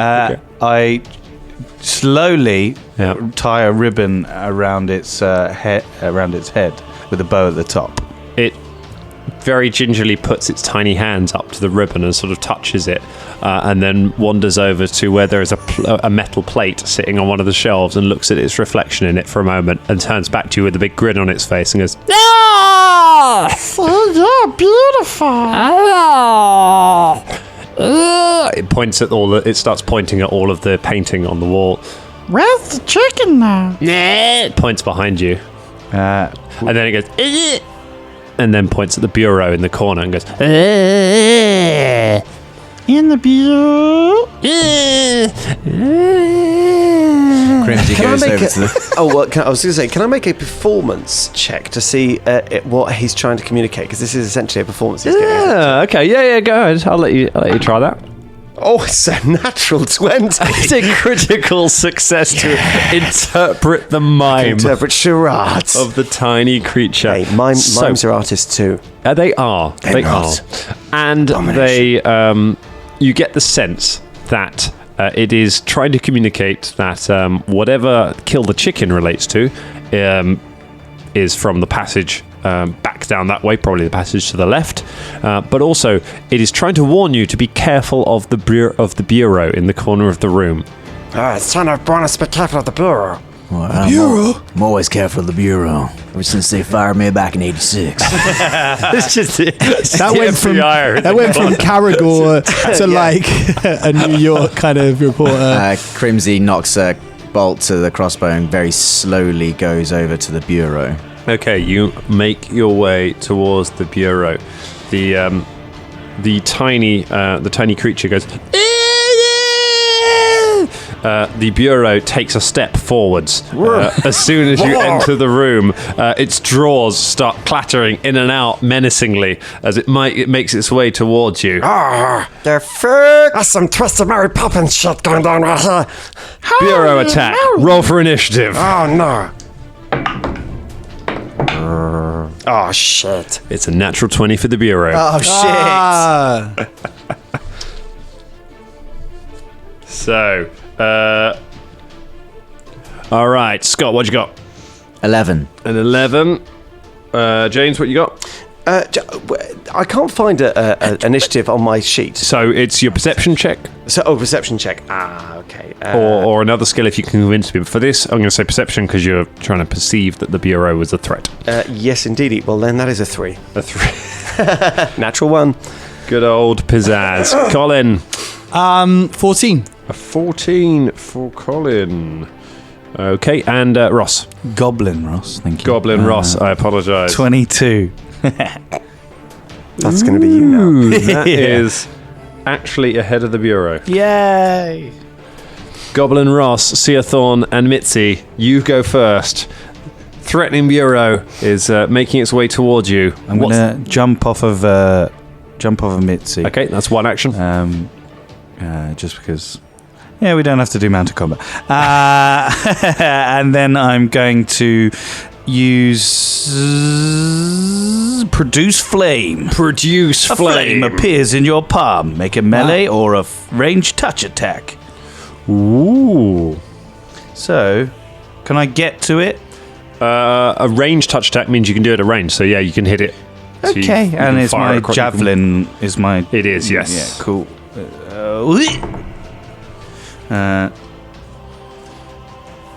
12. 12 will hit. His attack is only 11.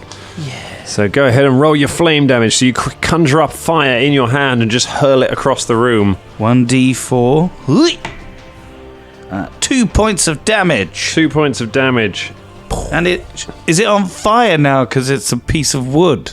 Yeah, you now have a burning table coming for. No, it doesn't do it. It doesn't have the flame effect. It's not an alchemist's fire, unfortunately. So it is not burning, but it is. And that is my go because that was 2. It's. Yep. Okay. Oh no, wait, that was 1. Okay. And then I'm going to. Can I cast it again? Is it a one-action spell? Yeah. That you can do it again. Yeah, and it's a -5, right? Yes. Yeah, that's not going to be enough. Okay. No problem. And then Mitzi's going to go over and bite. Mitzi. That is probably 14. 14 does not hit. Doesn't get through its armor. All right, cool. Mitzi gnaws on the table leg, but it doesn't do anything. Mitzi has one more action if Mitzi wants to make another attack. Yeah, why not? Hui! No, All it's not right. enough. The bureau The Bureau takes its go. It tries to slam one of its drawers into Mitzi's face. That's a 19 to hit. Yeah, that's a hitty McKinnison. It hits Mitzi in the face for 4 points of damage. Okay. It then, with its next action, it turns and fires one of the drawers out of itself directly at you, Seathorn. So it's going to have a -5 to this. It's just a 9. So That is not enough. okay, the drawer smashes against the wall towards you, and then it's going to make a move action, and it moves around Mitzi and just moves up into melee with you. So it's up close and personal, ready to do some All up serious in my biz. draw Whee. damage in a moment. All right, it is Colin. Yeah. So, right, you blooming piece of wood.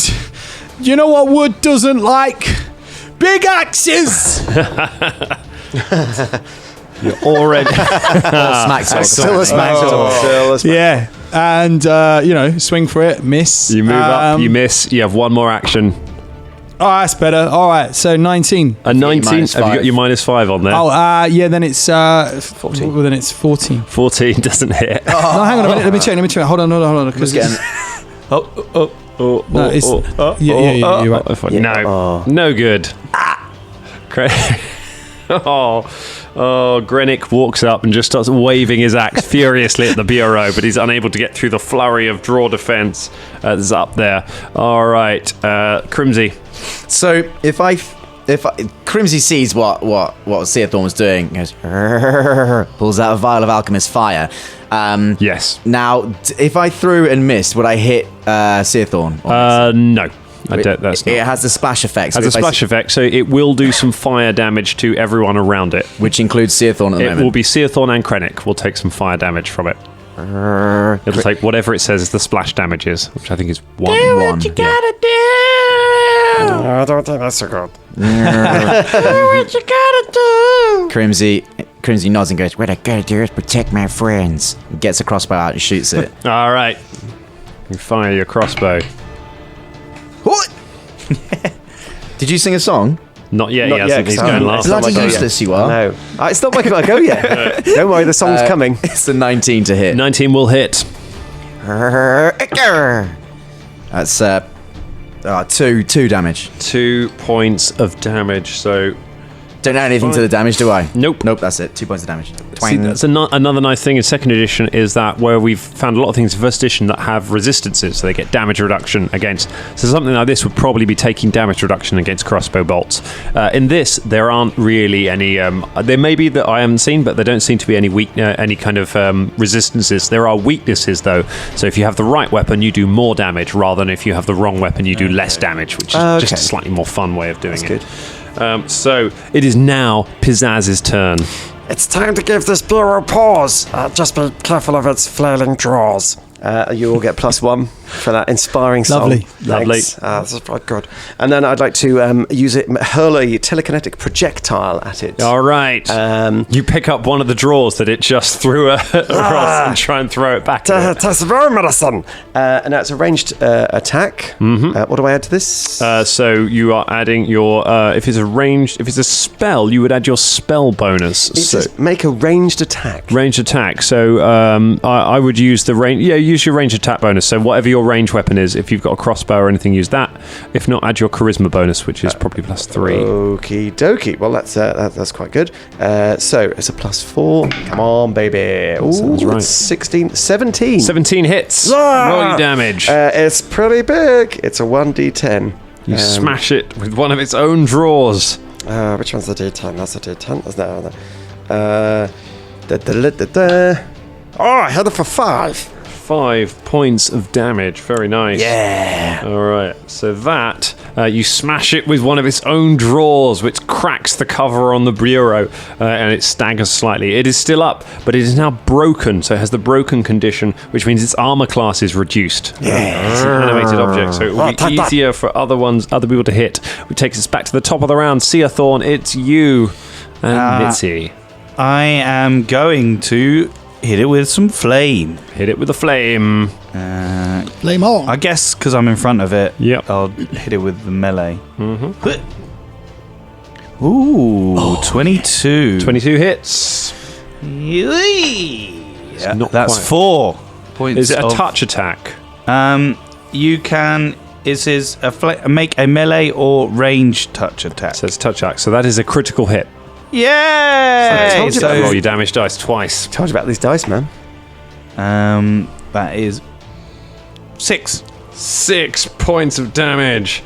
You smash it with the flame and it starts burning. Drawers start dropping to the sides of it. Little knickknacks that are on it. This little bobblehead, little Funko Pop kind of just melting away. And then I'm going to make. That was one. That was one action. I'm going Is to it really hit. one action? That's mad. That's Yeah. amazing. Right. That's Just a great check. ability. Produce flame. That's 2 actions because you got 2 icons on there. Casting But- semantic and verbal. So it's a 2 action spell. That. Okay, so yeah, I'm going to use my last action to. Good check there, Dan. Good. Yeah. Hey, we're all learning.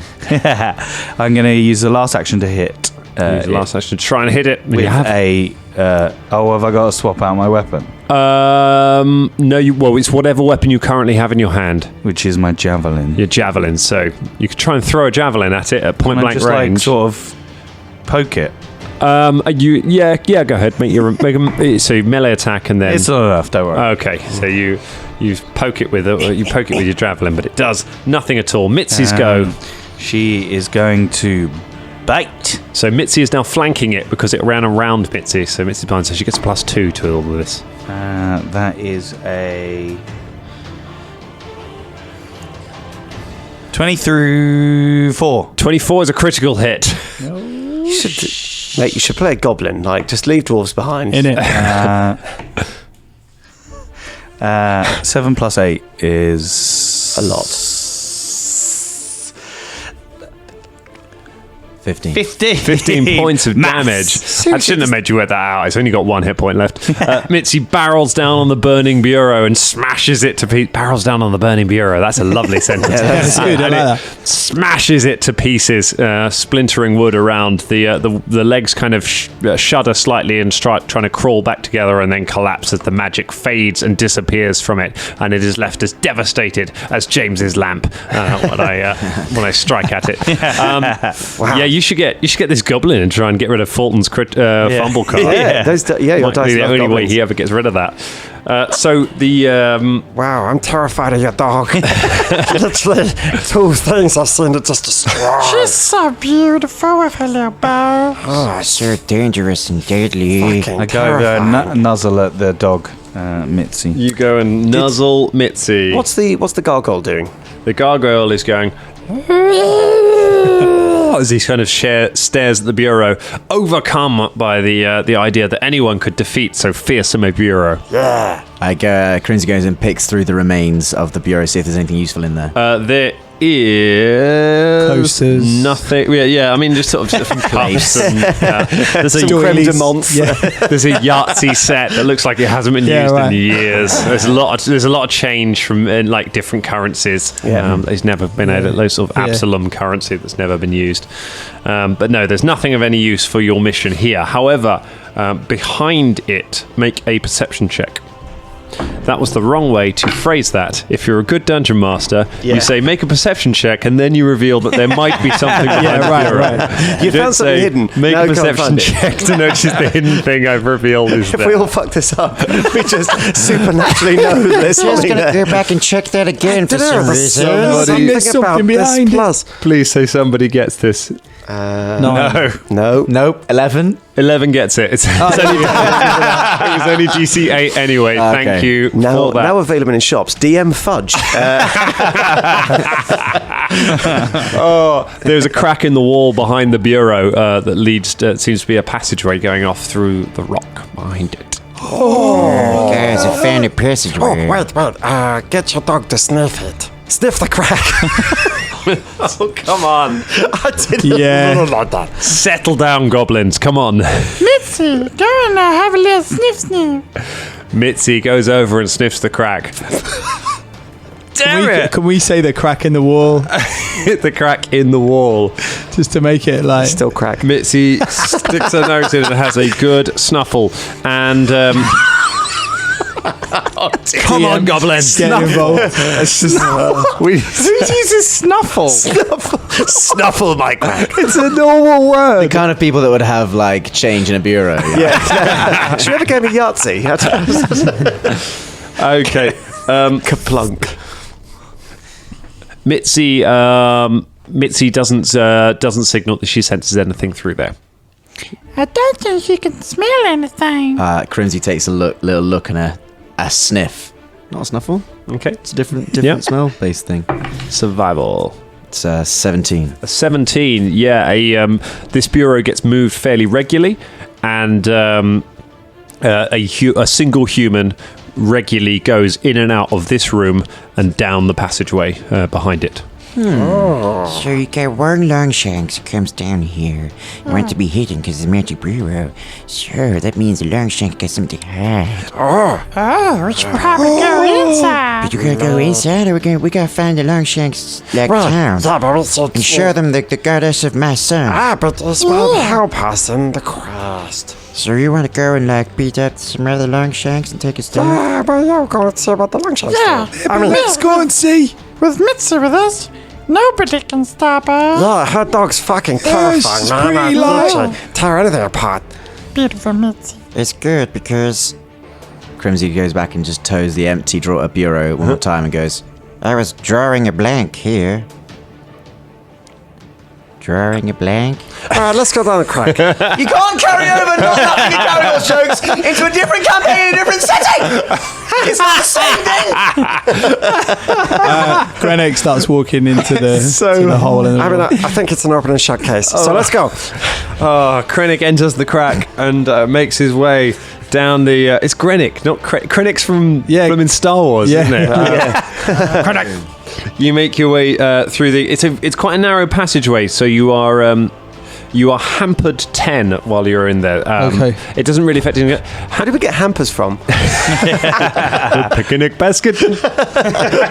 So the hampered condition basically reduces your movement by the number it has next to it. So your movement is reduced by 10, which means because you're squeezing through a narrow gap. It has no effect currently because you are making your because.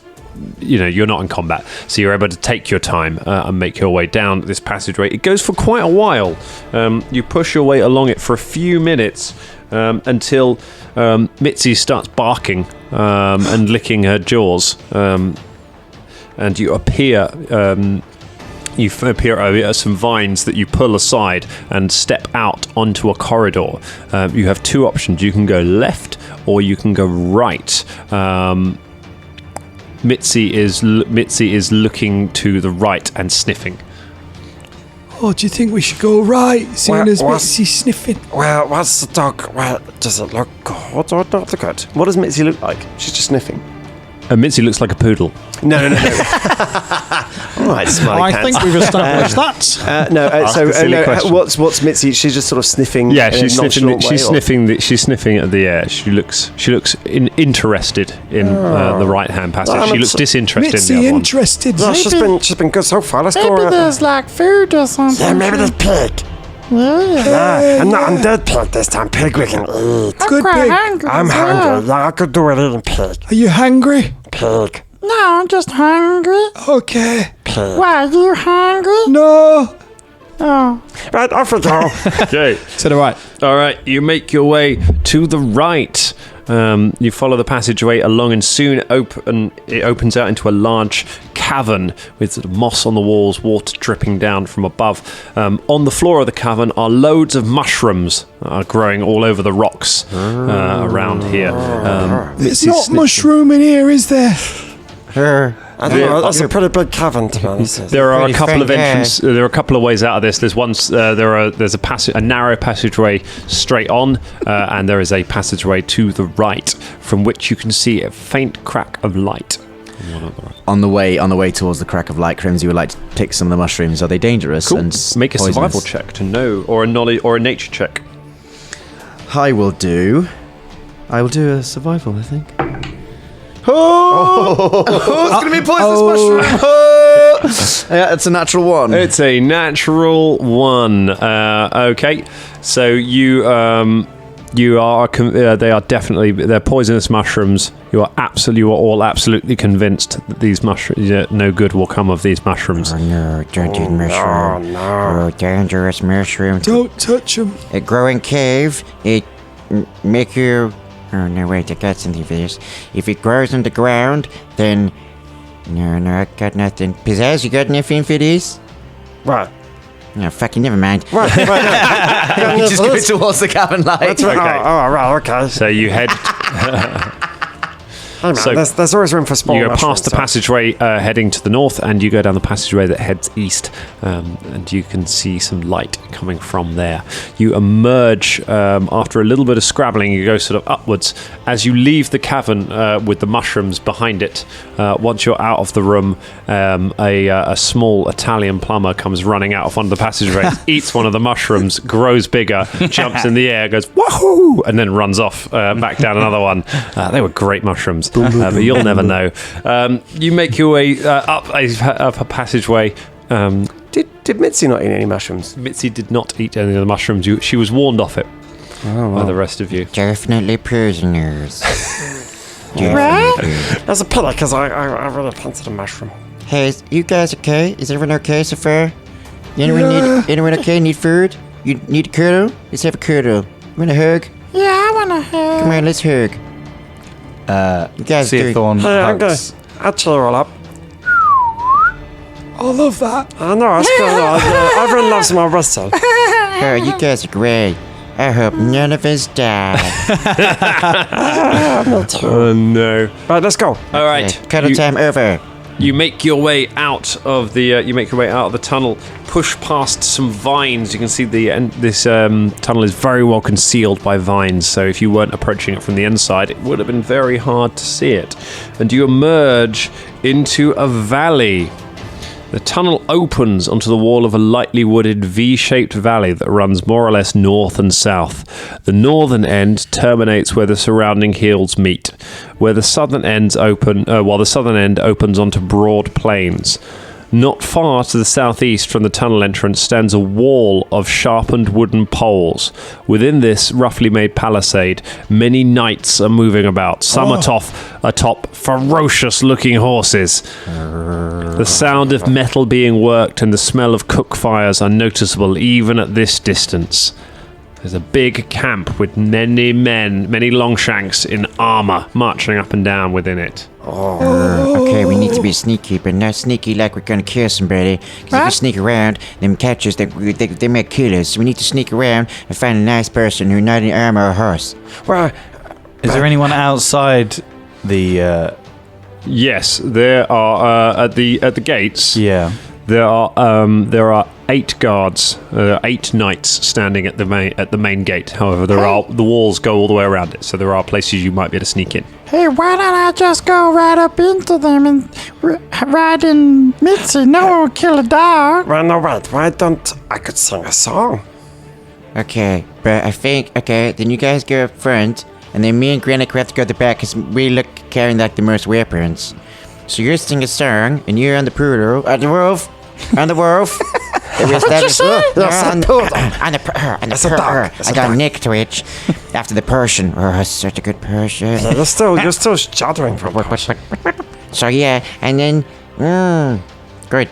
All right, that sounds like a I plan. climb onto Mitzi and start heading towards the gate. Wait, before you move. Can I have a look and see if any of those big scary knights and stuff, or any of them wearing any religious regalia, or any regalia at all that looks like the wooden bit of carving that's... Oh yeah. Perception check. thing he's got. I'm going to tell you the guys what I'm looking for, in case I fuck this up. I'm looking for the wooden lady, the goddess of the suns. Oh no, it's okay, I've got it. Okay. Hey, you're on fire today with the mushrooms. Good that you and told all us. things. 22. At 22, they are wearing icons of a sword emblazoned with light behind it. It is not the same Not symbol. the same as the Well, chamber. we should definitely. You should hold the token above you. No way, we're not sure if token gonna work now. Different person. It's okay, I got my charm. She flutters her eyes. Well, yeah, I mean, yeah, but the Longshanks on horses. Yeah, I'm fine. See y'all. Well, no, we're going together, so let's go. Oh yeah, let's go. What kind of like? Can I make a check that's like an idiot check to see if Thorn is about to march into certain death? If there were an idiot check, the Danger Club podcast would have worked. Can I make a war lore check to see if I can kind of figure out, what sort of tribe? Yeah, go on. You've got a law, haven't you? Yeah. All right. You like your warlord, don't you, Colin? I do like my warlord. Having a Yeah. good time Do you with know your what? warlord. I haven't said this yet, but Grennick can rage. I haven't raged yet. It's so weird. Every time, no matter what character you're playing, you never bloody rage. You always I know. I don't know why I haven't done it yet. Such a chilled out role player. Yeah, I know. I don't want to rage. Oh, Colin, man, what's going on? It is. Love this tension. Come on, Goblin Colin. Preempted by you. 7. I can't find out, can I? It's no good whatsoever. And I'm fairly sure you knew that from the moment you rolled the die. Yeah, but I I did, appreciate the tension nonetheless. You have no idea. You have absolutely no idea. I've got no idea. Okay, well, I guess between all of us, we decided that this is an okay plan. Let's head towards him. So what is the plan? You're sending Seathorn and Mitzi. And Wait, have any? Let's do some lore. Pizzazz. Have any of us ever encountered any Longshanks before? And how have they treated us? Yes, So- I have. All right. Well, sort of. Yeah, Pizzazz, go ahead and tell I you. spent quite a long time, you see, because I wondered why nobody liked my singing. So I thought it's because of a lack of training. So I went and hid outside the local noble's manor house and listened whilst the son had singing lessons. And then that's where I got my DJ from, because he, in a tantrum, ripped it up and threw it out his window, and I nicked it. I mean, when I say I've met humans, I mean, You kinda just I've heard hung them. about outside the manor house a lot, hidden in a bush, but I've seen So them. weird. This is so weird. What? I was being trained. So weird. Listening, That's watching. kind of weird. Yeah, I mean, I was listening to a song. I was learning how to sing. Pizzazz leaves. And now you're wearing his clothes. Yeah. So that Took his face as well. No, I didn't. I was a liar. I just ran away. So you've sort of met humans. Yeah, I've There sort you of go. met So humans. you got some good experience you can draw on there for dealing with them. You do all speak common, I should say that. You don't have to communicate in Goblin. I got this. Don't worry, y'all. Okay, Come but on. Pizzazz, you go with her to make sure she don't die. Well, okay? I'm going to sing my song. Because actually, outside character, I actually have a really beautiful singing voice to humans. It's just goblins who hate it. So there. Looking forward to hearing that. Yeah. I'm going to sing like this. Me and Grennick hang at the back and put our weapons away, but we're still visible. Okay, so you put your Obviously, weapons my weapon's away. quite hard to hide, but I've just kind of got it behind my back. Why don't you put it inside your retina? Never mind, you cut yourself open. Never mind. Get it? Hey, that's your voice. Oh, Pizzazz, don't be afraid to use your whistle. Longshank might like it. It's a runner every time. Wait, before you go off, are you sure you know what you're saying? Yeah. Just realize that Seathorn, you might just say some really random crap and then just start talking about cheese or Well, something. I was going to end my song. I was going to sing about the undead armor. Okay. and We gotta talk about They the. gotta bring him through the crack. And in Yeah, turn, they gotta yeah, have It us. depends if these are the guys we wrong. Let's find out. What's the chance of there being 2 human fortresses within walking distance from our village? I don't know. Of it. A voyage. Our village? A voyage? Yeah, our village. I've not been on a voyage. Yeah. I love We live in a forages. village. Yeah, the voyage. Forages? I can't. Don't make me do this, guys. Come on. It's killing me that these guys are too far away for me to just roll perception checks. Yeah, twice. we go. We head over there. Yeah. All right, Okay. so Seathorn, Mitzi, and Pizzazz, you approach while Krennic and Crimsy. Crimsy, sorry, Krennic and Crimsy stay at the back, watching on. The little fat demon creature goes. Oh yeah, he's still with us. He's been following you the whole time. Yeah, he's a friend. Hey. You stay over here with us, okay? No! Oh, so charity and loud. What's your name? Ah! Okay, I'm gonna call you Miel. Miel. Okay, cool. It just kind of stands there looking around, sort of like after a while it just puts its hands up and holds your hand, and just stands there looking around at things, and then starts trying to chase bugs. Hey, wait, Miel, do you want a cuddle? Do Eh? you want a cuddle? Eh? Okay, give him a hug. Ah! Okay. It reciprocates. Meanwhile, as you're cuddling this creature, you adopted it at least. The others, you arrive at the gates. The knights see you approaching, and one steps forward. They immediately put their hands to their swords as you approach. Pizzazz puts his arms out and he sings a song. He sings, Oh, great Longshanks of the sword, we are desirous of a word. There is a great undead army, and to fight them, well, we'd have to be balmy. But if you... we wish you to come and give them a smack, so you will come through a hidden crack, and so we will have this spoken. We've brought you this lovely wooden token. Nice. Thanks. Kind of like a spoken word. Well, yeah, all right, it's bit poetry, really, but I just made that up on the spot, so there you go. Seathorn's like a really harsh, like, theatre critic. really? Yeah. The lead knight holds his hand up to the others as they're drawing their swords and says, "Wait! That goblin knows beat poetry." Yeah. That is no normal goblin. What are you, creature? You just said what we are. Well, I know that. It's the wrong time to pick threats and stuff. Just sit on me like, you can trust me. And then be like, you're shit, you're shit. Fuck that guy. Why are you doing that? That makes any sense. Where did you get that tiny tuxedo and dog? This is Mitzi. And I'm going to sing you a song about him. Hold on, all right. hold on, y'all. Don't need a reroll. Seathorn loves her wolf Mitzi because she's so very pretty. If you try to call her a dog, then I'll smack you with a log. Good. So threaten them as part of the plan. Right. You're going to attack us with... I don't understand what's going on here. Are you a band? The song's supposed to be to have a re-roll or something like that. Yes. No, that was. I was just practicing. That was my practice. Well, I mean, Dan said that we could sing those songs to... Well, no, never mind. As a group, you've sung so many songs that give you no mechanical benefits. So we just want to... Because you're trapped in this valley, and there's an undead army. He's coming to threaten our village. Yeah, we have this, y'all. And she pulls out the talisman of Serum Ring First token. token. Go ahead and make a diplomacy check for me. Both of us. Yes. We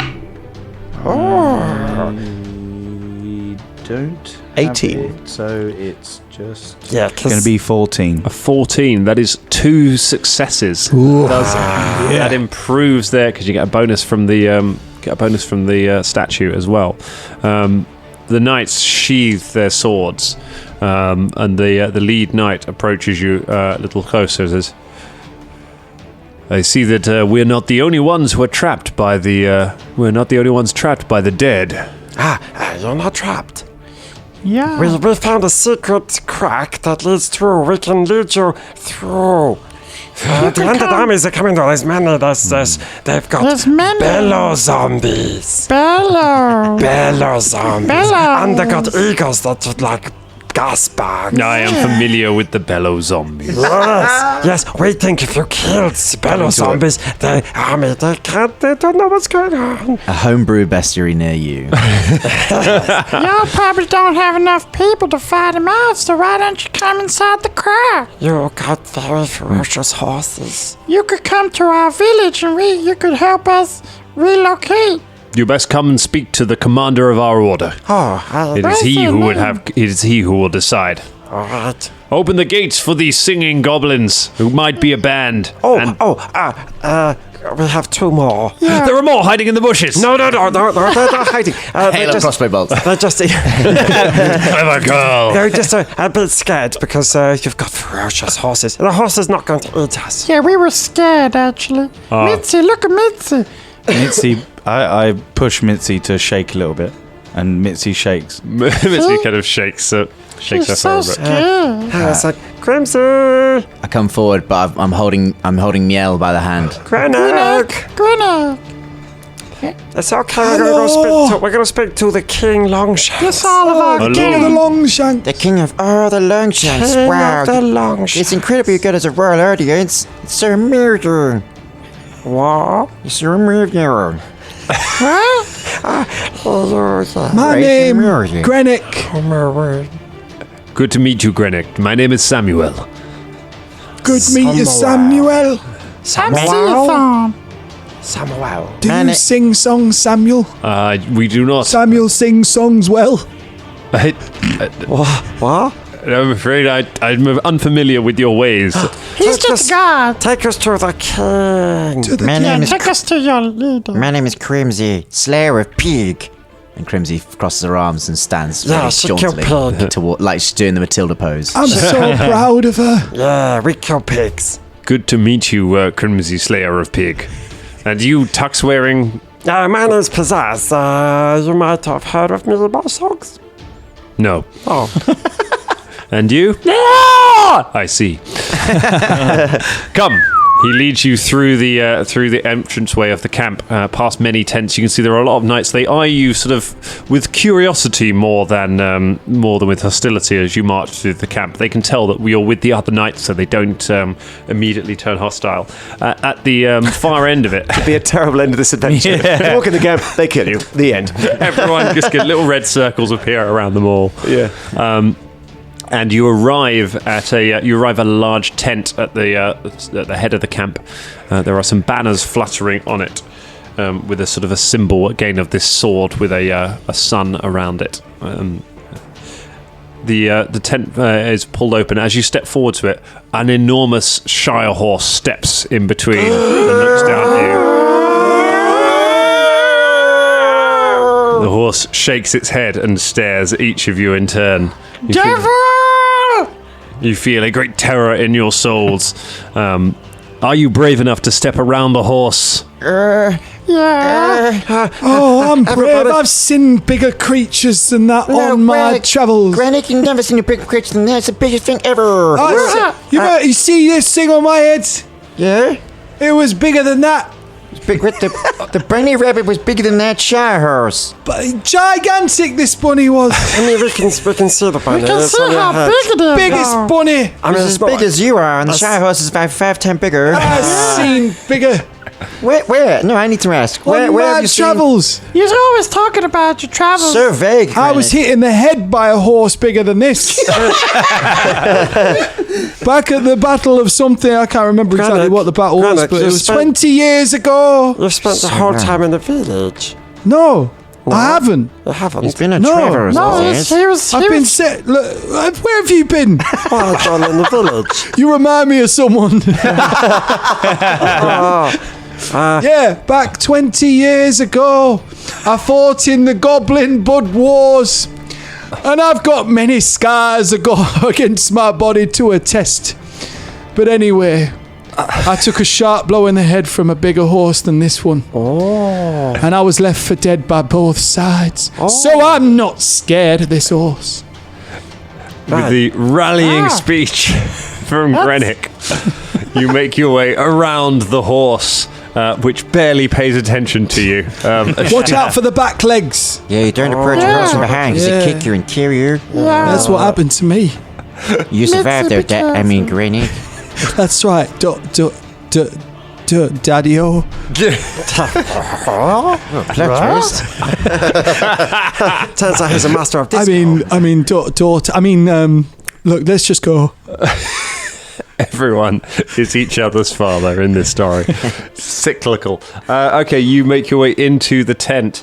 There are about 8 knights stood around a large table on which there is a map that's been stretched out. There are various weapons around there. You can see banners with that symbol again of the sword hanging up there. Sitting in a chair at the head of the table is a man wearing golden armor with a red cloak on his back. He has a shield stood to the side and a sword.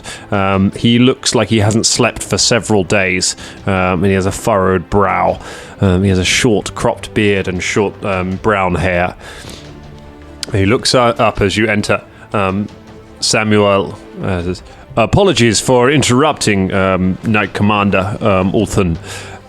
These creatures, these goblins, come from elsewhere in the valley, and they say that they have, they say they have something incredibly important that they must tell you. Goblins? Hello. Hello. Hello. Hello. Good day, goblins, he says. What has just arrived? What has brought you to our camp? Well, King Wangshanks. We are goblins from a little village in the valley, and we are scared of the dead, and you are a little bit as well. So, go. Why That's you doing that rating weird voice. accent?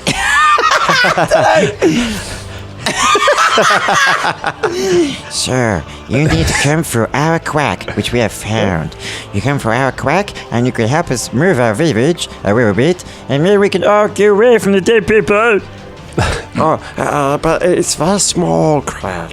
You can't bring horses. Horses are stupid. Oh, well, no, So actually, no, basically, we've seen the big army coming towards y'all, and it's gonna probably kill all of you. But we want to save your life by telling you to come into our crack. Well, no, That's what I just Got a said. way out. No, the Let's long, repeat what I just said. That's it. It's King Longshanks. no, the Longshanks don't need to go through crack. We're There's- going to passage. There's a crack. Behind the vines. There's a Yeah, crack, but you it goes see. into the crack. Well, no, in the there was crack. another way. We didn't go. We can find the way. Don't bring No, horses. No there's- horses. There's some mushrooms. No, you can bring Don't horses. touch the mushrooms. Can't do, and there's a yanker. We are aware of the approaching undead army. We know that we thought there is no way out of this valley, so we were to make a last stand here. There's no need. We found an exit for y'all. Come in the crack. We can show you. Leave horses there. Surely No, it's they better can to put horses. live. Horses There was can a make last passage. stand. It's better to live to fight tomorrow than to die today and die tomorrow. Well, we kind of want you to, fight them. We have already lost so much. Last Vol has fallen to the undead. We are all that has escaped from it. There seems little point in trying to escape further. Well, Why? you could help us. Yeah, you can help life, and then we can make a new little kingdom with like goblins and Longshank, and we can have no horses and no dead people and lots of fun and mushrooms. And you can teach us the ways of this God that you follow. God of your son. Yeah. That is, do you know what that is? Yeah, it's a symbol of Serenray. It's pronounced Serenray. Serenray. No, you're Let's adding an call- extra vowel in there. Serenray. Let's call the whole thing off. Serenera. Senray. Serenera. We are Knights of Iomede. Yamadai. Yamadia. What? No, Iomede. You must die? It's your die. die. I might die. Well, this Not pretty off. Yumedai. Why don't you make God with one syllable name? That is. You have wisdom, small round-headed creature. This is pretty awkward then. No, Serenray is a friend to the Church of Iomede. Oh. If I've lost my German accent, it's got Samuel's talking. You look at everybody putting on other accents. We are friends to this church. Perhaps if you are members of the Church of Serenray, then maybe we are friends after all. Oh, well, I mean, Yeah. Speaking goblin. We are deaf. What? We should say that we are. We should say that we are. But when they come to the village to help us pack the things away, they know we lie and they might not help us. Oh yeah. No, Let's tell the truth. I need help. Little goblin Just going. You can save yourselves and you can save us as well. We speak in common. Go ahead and make some diplomacy checks. All of us? Yeah. Critical failures will reduce his attitude. Successes will increase it. You need a certain number of successes. 5. You're going to get some bonuses. Oh, okay. 13. A 13 is a success. 13. A 5 is a fail, but not a critical fail. So success. 13. 13, another success. 7. A 7 Jesus, God. a 7 is a fail, but you get a free success for showing him the symbol as well, which has improved his attitude to helpful. When Grimsy talks in common, Grimsy puts on an affectation. Hello, good sir. I mean, seriously, Hello, it's like the we've third already person. met. Can you understand me? You're speaking in common. Yes. Why, I am. I'm speaking in the refined tongue of the Longshanks. You were speaking common a minute ago. Yeah, but I wasn't putting on the accent. No, I'm- See it, Darn? You gotta put on the accent for the That's Longshanks. the third So if you put on an accent, in this many minutes. I can't settle on an accent, so it's so okay. you have to say- Would you like some tea, please? hello Yes, please. Tea? to the I'd like to. Longshanks. Come in and have a crumpet. Hello, good sir. Could you help us out? Wave a little bit. Look, all right, Wait enough for a the little accents. Enough for the accents, all right. Look, The humans are all just staring at you, confused. As you, Samuel. Mighty throne room you have here. Yes. Oh, blind. Be quiet. You're over egging the pig. Isn't the weather nice today? Hello, Margaret. How long is your shift today? Could you tell me the way to the library? Up the apples and pears. It might rain later. enough, goblins. Put away your holiday phrase books. You will not need them further. I am moved by your words. It is right. We should not sacrifice our lives needlessly here. If there is a chance that we can save your people as well as our own, then that is worth taking. We will go with you to this crack, and we will do what we can to help your people. Come. He stands and he looks down and says, "Is that your child?" Yeah. This is Meow. And yeah, fuck it. Yeah, he's my child. It's they, whatever he wants. I don't care. I have never seen a goblin child before. You like his bow? Is very pretty. Yeah. You like my bow? He walks. He's got hierarchy of taste on tiny creatures with bows in their hair, and he knows what he likes. He strides up to the knights and announces to them, "We march right away. There is still a chance that we may do good. Let us be out away from here before the undead arrive." The knights begin striking camp as quickly as possible, begin tearing things down. Some of their scouts go with you and find their way to the find your way back to the entrance to the passageways to the crack, and you find your way within.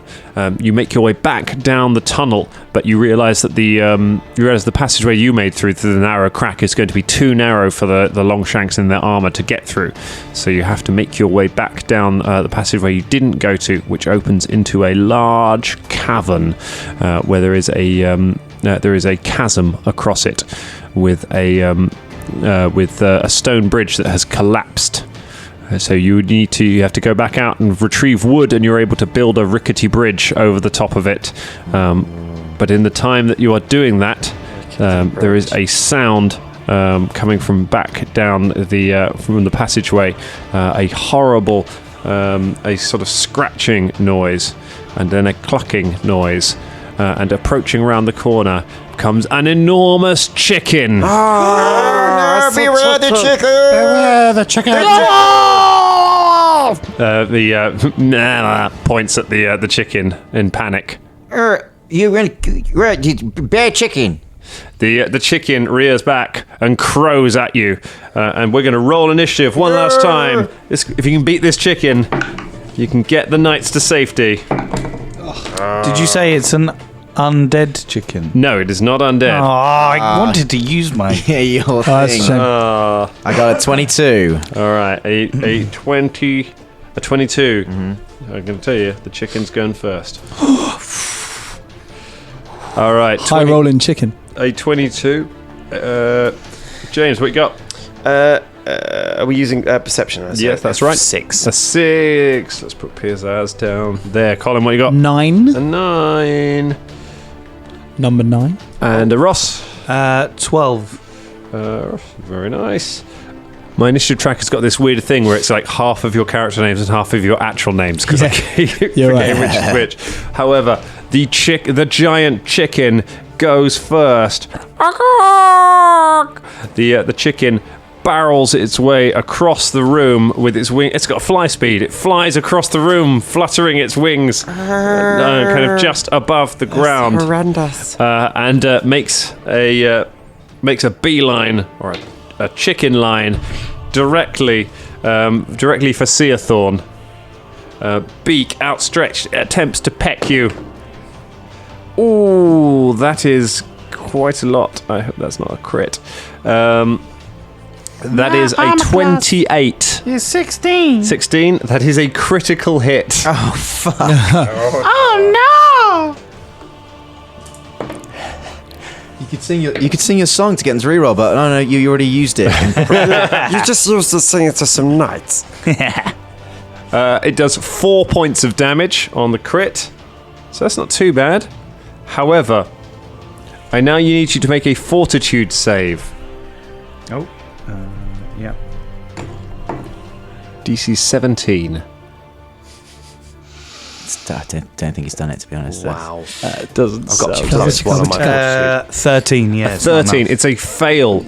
You feel your limbs begin to stiffen as the cockerel pecks you, and you, as you slow down, you have the slowed 1 condition. That means you now have 2 actions in your turn rather than 3 actions.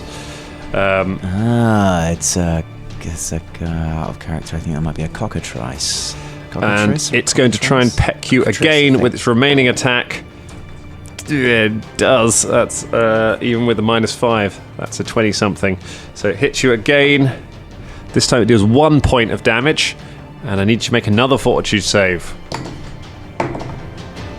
Natural 1. A natural 1. That is a critical no. failure.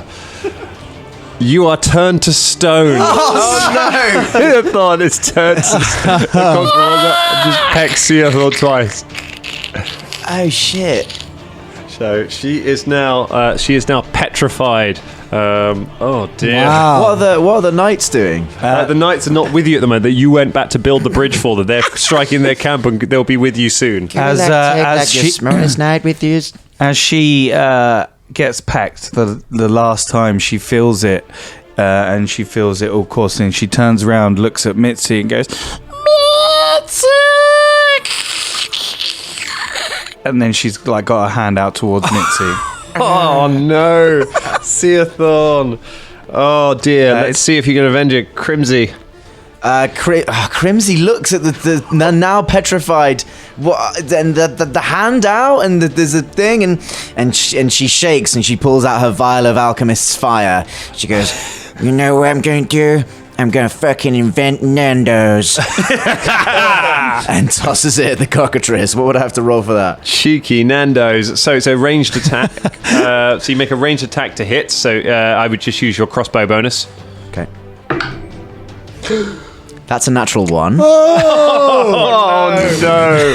Oh dear! Falls apart. We're all gonna die. Like an alchemist's fire with a natural. Oh, that. So that I'm going to say. Roll again against Mitzi's. Roll attack again against Mitzi's AC. I'm not entirely sure what the fumble is on that, but I think it deserves It's an 11 overall. 11 against Mitzi's touch armor class. Her attack. 13. A 13. So it misses Mitzi. It smashes on the floor and just sets light to the ground. So it doesn't do any damage to anyone, I'm afraid. Wow. Well, you know, Rome wasn't invented in a day. That's one really good. one action. That was one action. Okay, then I fire my crossbow at the fucking cockatrice. All right. Got some more bad rolls out the way, surely. Nope. Still got some more bad rolls in there. No. It's an 8 total. Yeah, that's a miss. Okay. What are you going to do with your last action? Well, I can't reload. Can I? No, Just you one cannot. action. There's two actions to reload. Um, And you can't carry actions over. So. I run at the cockatrice. Can I pull a spear out? You can. That's an action, and moving is an action. So you Okay, can do one fine. or the other. Okay, fine. So, you know, I stay where I am, but I shake my fist at the cockatrice and go, grrrr. You growl at the cockatrice. Oh dear. It's Mitzi's go at least. Yeah! Mitzi sees Seathorn turn to stone. She sort of nuzzles at Mitzi, Seathorn, realizing that she's not responding. Turns to the chicken, and growls and goes to attack. It's not enough. That's a 8. 8, no good. And she's gonna go again. All right, go for it. It's gonna need to be good. No. Nope. All right. And then, could I do one more? Or is that? Yeah, sure, go on. She's just about in range. What is literally 5, 4, 5? Like, no, it's not. No good for Mitzi. Uh-oh. All right, Grenick. So this chicken's kind of hovering above the... No, the chicken's on the ground. Oh, it's on the ground now. landed. All Yeah, right. it flapped over and then landed. Grenick is gonna rage! Yeah. Oh! So you gain... Because he's old, he's gonna go to the post office. So you and, So you get 3 hit points. Your armor class goes down by 1, and you add +2 to your damage rolls. to my damage rolls. Okay, so I'm gonna try and hit it with the old great axe. Oh no! That's not gonna hit. Don't forget, if you sing your song and get a reroll. I could, yeah. I'll use them all right now. Okay, here we go. My axe is big, my armor is funny, but don't you ever call me buddy. Reroll that d20. What's wrong with us? All right. And then I've got another one with -5. I've got 7. Yeah. Which was 8, 9, 10, 11, 12. 12, no good. Natural 1. And the last roll, which has got a -10 to it, yeah? Yep. Yeah. Come on, baby. All right, well, you know, that's Still not enough. 10. That's a 10 total. No, that is not enough. Shit. I'm afraid you run up in a blind rage and start flailing away with your axe, doing nothing. Singing while raging. At the end of every turn, you have to make a flat check to see if you keep raging. Okay. A flat check is where you just roll a d20. There's nothing added, nothing gained. The DC on the first turn is 0. So you automatically pass. Next turn, it will be 5. Turn after that, it'll be 10. And it goes up by 5 every turn and then caps at 20. So you can potentially keep raging forever if you keep rolling. And you cannot voluntarily drop out of your rage now you're in it until the combat is over. Yeah. Right, okay then. It's going to be Pizzazz. Come on, Pizzazz. I can't believe the Sathorn got a licking. So now it's time to stuff this chicken. Everyone gets a +1. Everyone gets a +1. Yep, and I'm going to use my telekinetic projectile to pick up a stone, not Scythorn, and hurl it at the chicken. So I hurl. Yes! That is 21. Hits. Splendid. Let's get my D10. Oh, Jesus Christ. So that'd be one hit point. One Out of one potential hit point. 10, I rolled a 1. Wow. So in the entirety of that round, we did 1 point. You got 1 action left. No, No. because I sang and telekinetic projectile takes It's 2. Oh, dear. Okay, so yeah, 1 point of damage and 1 party member Oh, lost. actually 2. Sorry, I had +1 because of my song. So Oh, no. 2. Well, you know, that's something. Getting there. All right, it's the cockatrice's go. The cockatrice looks around and decides, looks over at Crimsy, who's running up towards it, and decides Crimsy is the next one who's going to get a stoning. Oh, it's not so good. That is going to be a 14. Ha in your face, cockatrice! That's a miss from the cockatrice. Second attack. So that is a 13, 14, 17. Ha in your. Oh my god! 3 points of damage and a fortitude save, please.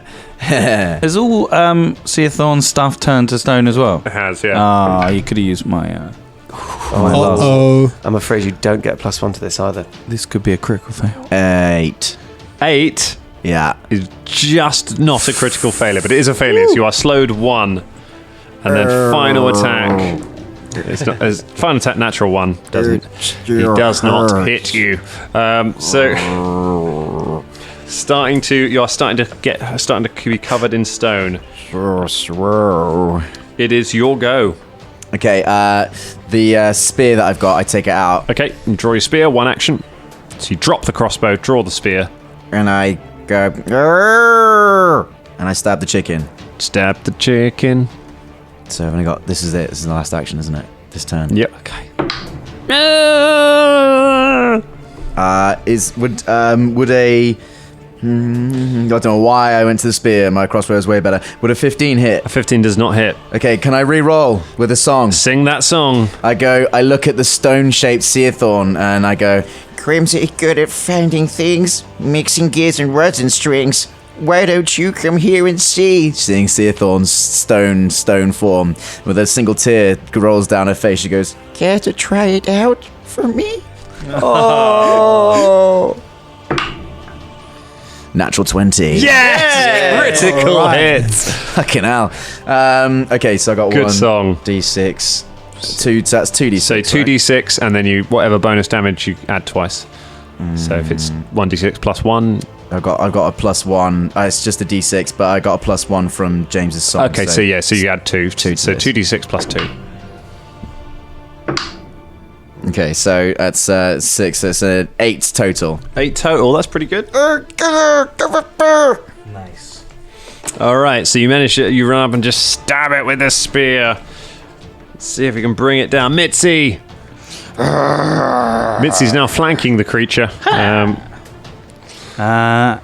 And do we get inspiration from you? Yeah, plus 1 for well. that and plus 2 for the flanking, so plus 3. Plus 3 plus.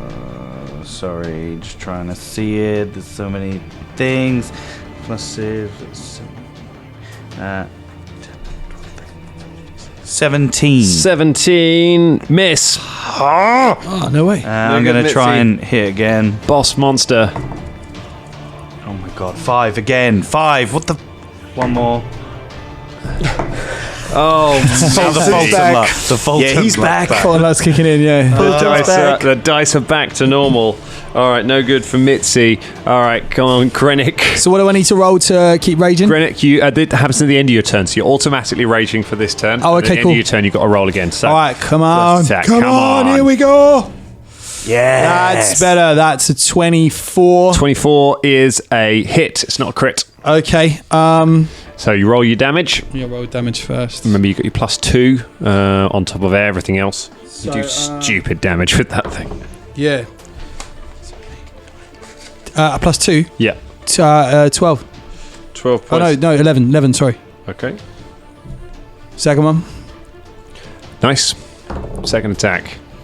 That's with a -5. You got -5, yeah. So it's 14. 14, 15, 16 because the 16. flanking, but it's still not quite enough. Last one. Last one. Here we go. Come on. Natural 20. Natural 20. It's a critical hit. That's All pretty right. much the only way to hit on the third attack is a Yeah, natural right. 20. But yeah, it does it. So roll that damage and double it. Do you only double? Don't you roll the dice So- twice? So you roll the dice twice. Sorry. Okay, so 3. Yeah, and you don't damage the plus. So that's don't double the 10, plus and then So 10, and then you whatever you add on Plus- for your strength. oh yeah. So I've got raging. You as got well. 2. You got 2 damage for that. Does your axe normally have a plus anything on it? 12. The axe I've added. Oh, and plus 5. So Plus that's 5. So 17. The axe is plus 5 damage. yeah. Yeah, I mean, Because heavy it's bonus. giant axe. amazing. So it's plus 5, 6, 7. That gets doubled to 14. Yeah. Plus, so it's 14 plus whatever's on your dice. Which is 10. 10 plus another 1 for so Wait, 24. no, hang on, sorry. You rolled 2 dice and you've doubled here. It's one of the 2. No. So you rolled. What did you roll on your dice? You rolled 10 on your dice. So I yeah? rolled 10 altogether. Across Yeah. 2 dice. So that's Yeah. 10, and then you've got 5, 6, 5 from your axe. 2 from your raging, so that's 7. 7. That gets doubled to 14, so that's 24 points of damage, and then an extra 1 for the Inspire Courage. Hang on, 10 and 7 is 17. Yeah, but the 7 gets doubled as well. Oh, I see. So we have to double the 10 and then Yeah. double the 7.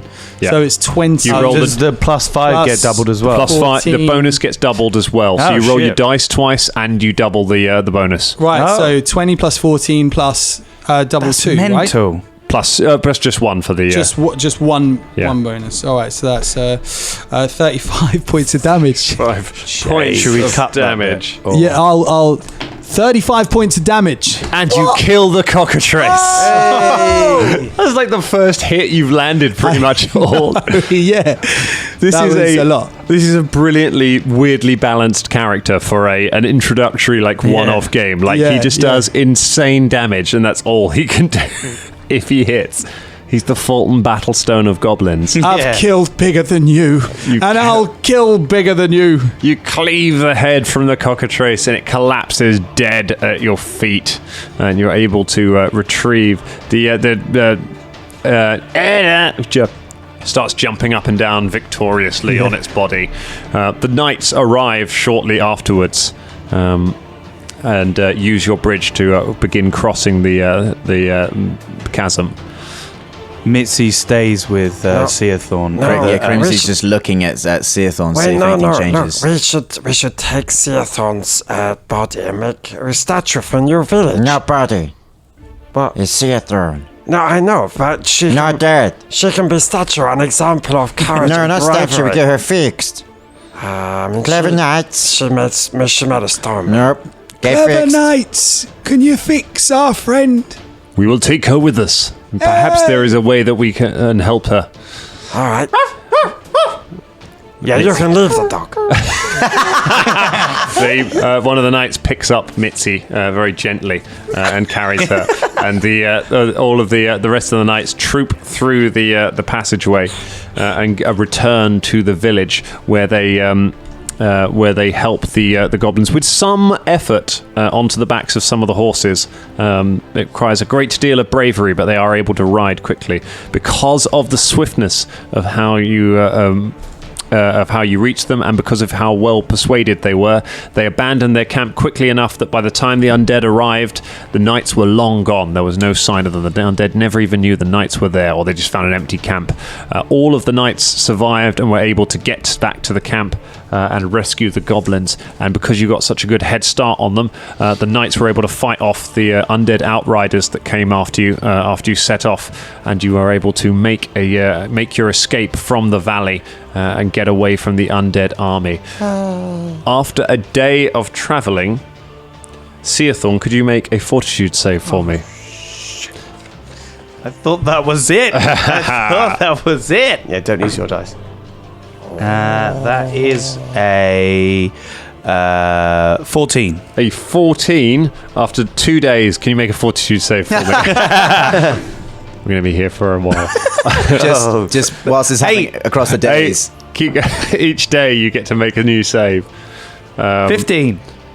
A 15, no, still nothing. Whilst it's happening. A 7 or below is a critical fail. 19, so that's 22. 22. Finally, after several days on the road, Seathorn's eyes open.